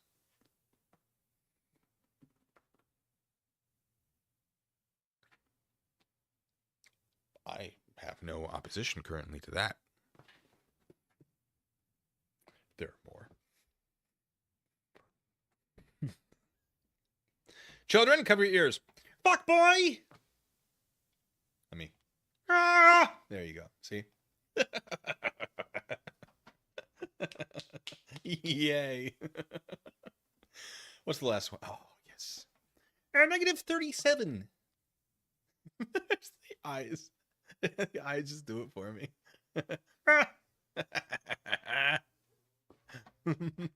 You're threatening Miss Piggy with a large screwdriver, orange handle. Come on. Sifrani says this is why we all pay huge premiums and have to fight to get paid when we are victims. See, now, as a guy who used to be a surveillance investigator for usually insurance companies, I didn't work directly for an insurance company, but it was mostly insurance company work. It was always nice to be like, I'm helping lower that stuff. Because I don't really care about the insurance companies other than the money goes from them to my employer to me. But and people abuse the system, my God, I saw some stuff. I'm like, yo, you're lying for sure. Like, you have a broken back and now you're on a horse galloping around. Well, more of a canter, but yeah, you don't have a broken back. You are wrong. Lady was also selling ivermectin as a COVID cure. So, like, not really on the up and up on a lot of things. But, our Lord and Savior. Well, thank you. Thanks, guys. Says you should look at what you can do with AI, voice, music, and video content. See, There I Ruined It, The Matrix. I love There I Ruined It. I've considered the idea of, like, if I can't make a video, like, here, I'm away for a while, you know, can I just do an AI version of my own voice? And, like, is that cheating? If I just write the script and run it through the thing, like, my voice is already recorded, but like, if I don't have a microphone available, like if I deploy or something, right? And I still want to be able to talk. I mean, I'm probably going to be so distracted, I'm not going to care. But there's a chance I'm going to be going to some military schools that are going to take some time. So I've been sort of considering the idea just as a way to be able to keep doing this without being here. But it's... Now, I mean, yeah, the profits schmoffits, but it's if we are paying for this thing, I want to stop the people who are raising the cost for people who are trying to use it legitimately. And if you were injured, like, I documented everything. It was like, oh, you walk into your mailbox, subject exit the house, rotated at the waist to the right, and reached out with the right hand, took the door handle, pulled the door towards them, closed. They then released the door handle. They rotated the waist 35 degrees counterclockwise, and they took approximately 15 steps to the mailbox, at which point, like, it's very, very detailed stuff. I often don't know. The horse one was a rare exception. I often don't know what the injury is. I just know we want to make sure people aren't abusing the system. For the benefit of others, whether or not insurance companies help people, that is an entirely different conversation. Do I think people should be able to have, you know, so much profit over their lowest paid worker? I think that's a very complicated discussion, because you get into a whole lot of economic aspects of running a company. But I think there are greedy people that perhaps value money over their employees and their customers. And I disagree with that mentality. In many cases. I won't say all cases. I haven't seen all cases. But as a general rule, I think there's a limit to how much someone should be paying themselves versus how much they are paying the lowest paid employee if their income, their excessive potentially income, is being obtained at the what's the word I'm looking for? At the expense, I think that's the appropriate word, of the customer, of the employee, or just of people in general. If you are giving yourself money at others' expense, and it's more money than you can need, and you're making 4,000% more than your lowest paid employer, are you doing 4,000% more work than they are? I would agree. I would argue no. You may have a lot more responsibility, but I would argue no. If a general is making, what does a 04 make? Not an 04, sorry,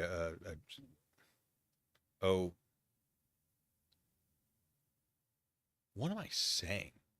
4-star. That's where the 4 is coming from.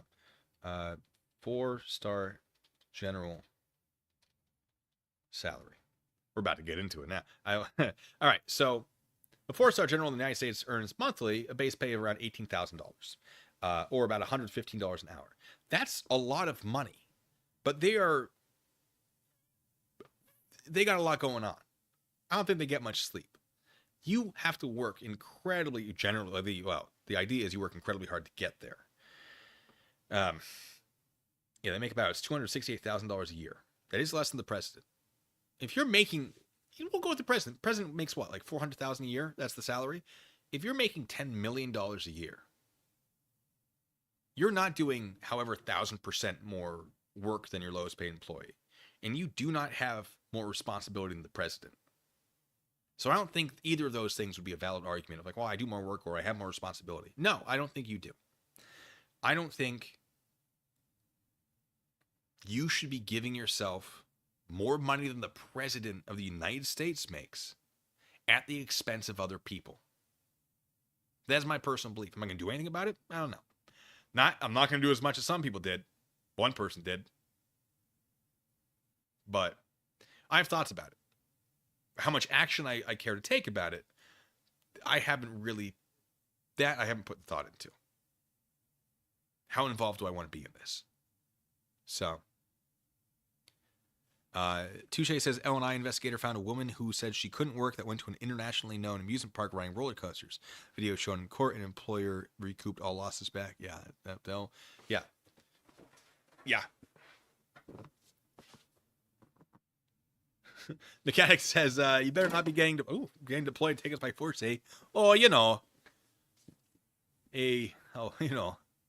Andre says, my buddy was followed by a PI. They saw he went into a building. It was for an appointment with his cardiologist. They thought he was doing work. See, that's not what I would report. I would often be given a packet of information that might include work, might include a lot of things. All I'm saying is you were here this time, this place. Here were your physical actions. Now, other PIs, depending on the work, for insurance stuff, for other stuff, it might be different. But, my report might say you went into a place in which business is conducted. I'm not going to start saying that you conduct business. If the insurance company says that, that's on them, and they can look foolish in court when that is called out. But, my job was to try to figure out, or not even to figure out, just to document your activities. And sometimes it was very clear you did not have an injury. But oftentimes I didn't know what the injury was. But yeah, it was a kind of wild job. It's boring, it was not boring. Oh God, it was not boring. It's boring. It's a lot of that. Jess says, but Elon worked hard for his money. Quote, my dad. Yeah, I'm sure he worked hard. I don't think he worked richest man in the world hard. I don't think he worked billionaire hard. And I believe he worked hard. I just don't believe he worked that hard. I don't believe anyone has ever, in the history of ever, worked $1 billion hard. I don't think it is possible. I think it's $1 billion achievable. I think make right choices, get good money. Sure. But work so hard that you deserve $1 billion, that I struggle to wrap my head around. I'm willing to hear arguments. I'm willing to accept $1 billion to find out what it's really like. That's a joke. I'm going to win that fair and square from the lottery and have them take half of it. So, But Elon is very smart. But I don't think he's smart in the way a lot of people think he is. He's a very intelligent man. He's very good at getting investors. He's very good at putting teams together. He is not single-handedly building a rocket. He hires people who do. I think he's very good at a lot of things. I think he's very, very intelligent. However, I don't think that is an excuse for a lot of the things he does. And I think it would be a poor decision to not understand that it appears that his goal is not to leave a positive impact on society, like sort of the feeling was when he started to do electric vehicles, but his goal is to benefit personally in the best way possible. I believe that's his goal. I think his his political changes, his internet conduct, the way that it has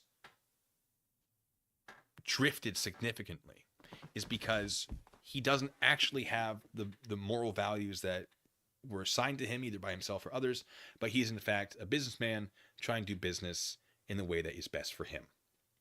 And so if he is aligning with the Republican Party because he thinks that it will allow him to get more factories in more places, if it will allow him to control the ways he spends his money and not have to be forced to buy Twitter, all these things, I think that's what we're seeing. I think he is doing a lot of what he does for himself, and a lot of people have thought otherwise. I think I may have thought otherwise when I saw him pushing for electric vehicles. I thought, yeah, he's using his money to do good things. I think he's using his money and good things might be happening, but I don't think his goal overall is necessarily, and I'm willing to be convinced otherwise, I don't think it's necessarily the betterment of the world overall long term.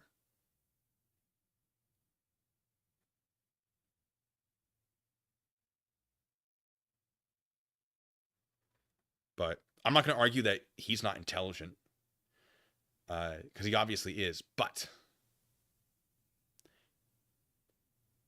I don't want to make the mistake of believing he's someone he's not. Not that it really affects me, but like if it does, I like to know. I'd like to have an understanding of people. Someone said.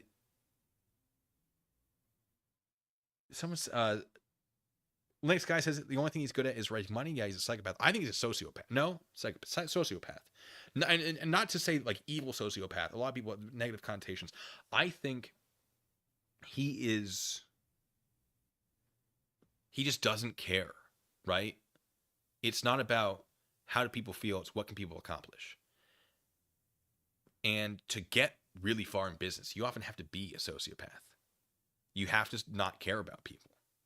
And so that's definitely not unique to him. And this is an old mentality that has persisted. Like this isn't old, like it hasn't been around for a while. This has been around for a while. Or sorry, it hasn't been around recently. This is persisted for a long time. Whereas if you read, for example, late 1800s, mid to late 1800s, Nietzsche, where he talks about the Übermensch, I believe.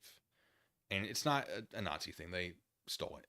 But he's talking about like what can a person achieve? What is the perfect person? Where they are using everything available to them. It's a whole thing. And he talks about conquest, like a person who can't hold what they have doesn't deserve to hold it. You are who you are by your ability to alter the world around you and take what you need. And so it wasn't necessarily good versus evil. It was power and not power. Although it got weird. There's a lot of stuff where he's like, there are two people that are born into these sort of social classes and they can't escape it. There are people who are just sort of lazy and they just sort of accept what's happening around them. And then you have the people who take what they want. And we need to value taking what you want, because if we value laziness, we die as a species, basically. We're done. We need to be pushing forward always. And if that means steamrolling the people who are in your way, that's how it is. And this is a very sort of generalized, maybe inaccurate interpretation of what he was saying. But this is not a new thought of sort of that. I think that's probably the philosophy that he prescribes to. If not directly, then certainly similar. And Griff Guy says, must not have empathy for people. He looks at what others of what people can do, and he thinks that if he can work constantly, others should too. I think that's it. I think he's just like, you're capable of it, so you should do it, and I don't care. I don't care that you don't want to do it. If you don't want to do it, get out, and I'll find someone who does. He is motivated. He wants things to happen, and he'll do what he needs to do to make it happen. Now, what he thinks needs to be done might not be great. Societally, it might look bad, but it's working in a way. Like, is he still doing business? He is. Is he aligning himself with people who are going to help him progress? Yes.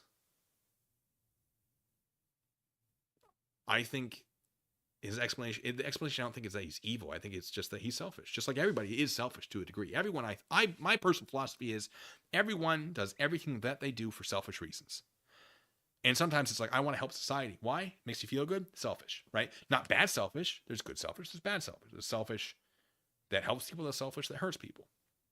I think every single thing a person does can be traced back to some selfish element that is related to sort of basic survival, right? Like shelter, food, water, feeling good, positive emotions. People are selfish because you have to be selfish to survive to a degree. However, some people are way more than others, or the things that they are selfish about are much more negative to society. When you figure out how someone is selfish, that tells you a lot about them. And that's something I use to sort of try to predict people, right? What makes them tick? What influences them? What is their likely thought process? Because what are they selfish about? Identifying someone's selfishness and how that works for an individual will help you, at least in my experience, interact with them very effectively. And I did a lot of interrogation, so this was very relevant to me. But there might be a philosophy about that. I don't know. This is just a personal thing that I think. And Lance Guy says he's not even good at business. He just manages to bumble through. For example, the Twitter thing. Yeah, so he's good at convincing investors. He's great at convincing investors. I think he got a little cocky and he made some decisions he didn't understand might force his hand to actually buy a thing. He bumbled his way into that. That's for sure. Hitchbot says there was an episode of Friends where Phoebe tried to find a totally selfless act. If I recall, she failed. I did not know that. I should find that. Albert Wesker says, "Thus spake Zarathustra" was the book. I think. I believe you're right. 2001: Space Odyssey. Sorry, if you don't know, "Thus spake Zarathustra." Nietzsche wrote. I think that's exactly what it is. And then song was written, "Thus spake Zarathustra," which is the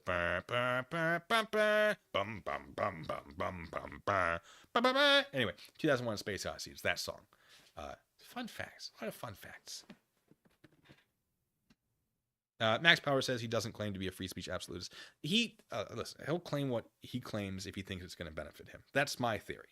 Is he's going to say what he wants to say. He doesn't care about whether or not it contradicts whatever, as long as it helps him in the long run or short run. I don't know. I wouldn't underestimate him. That's for sure. I would not underestimate him. But I do believe he is selfish, and his likely actions can be predicted better by identifying him as selfish as opposed to stupid. That's my thought. As greedy, doesn't care about the people he interacts with. Once they're useless to him, why keep him around? I think Donald Trump is the same way. I don't want to get political here. I think that Musk and Trump probably get along really well because I think Trump is the exact same way, where he surrounds himself with people who are useful to him, whatever use that might be, people that will allow him to get what he wants. Whether or not you agree with that as my theory, or whether or not you agree that that's good or bad, that's just my take on it. I don't want to get too involved in it because he's about to be commander-in-chief and I have to not say rude things, but I also want to start shining his head or something and be like, yes, look at this guy, because I want to stay impartial. I know it's a very dividing subject. I will tell you there are things I don't like about him. It's like there are things I don't like about everybody. But that doesn't mean that he's never accomplished anything that I support. I don't like where I'm going with this. I don't like digging this hole. Nobody's gonna be happy at the end of it. Nobody.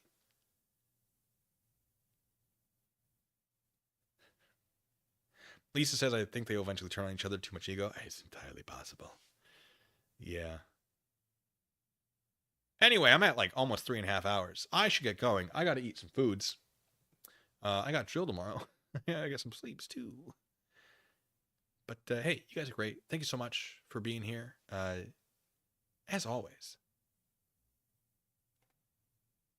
you know how it is. Let me, yeah, turn the ship. But yeah. Anyway, if anyone's got anything very end for me to, get me distracted for another hour, I'm sure.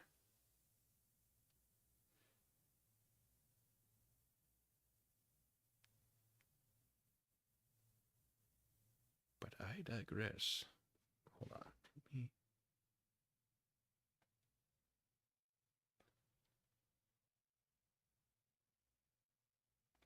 Easier.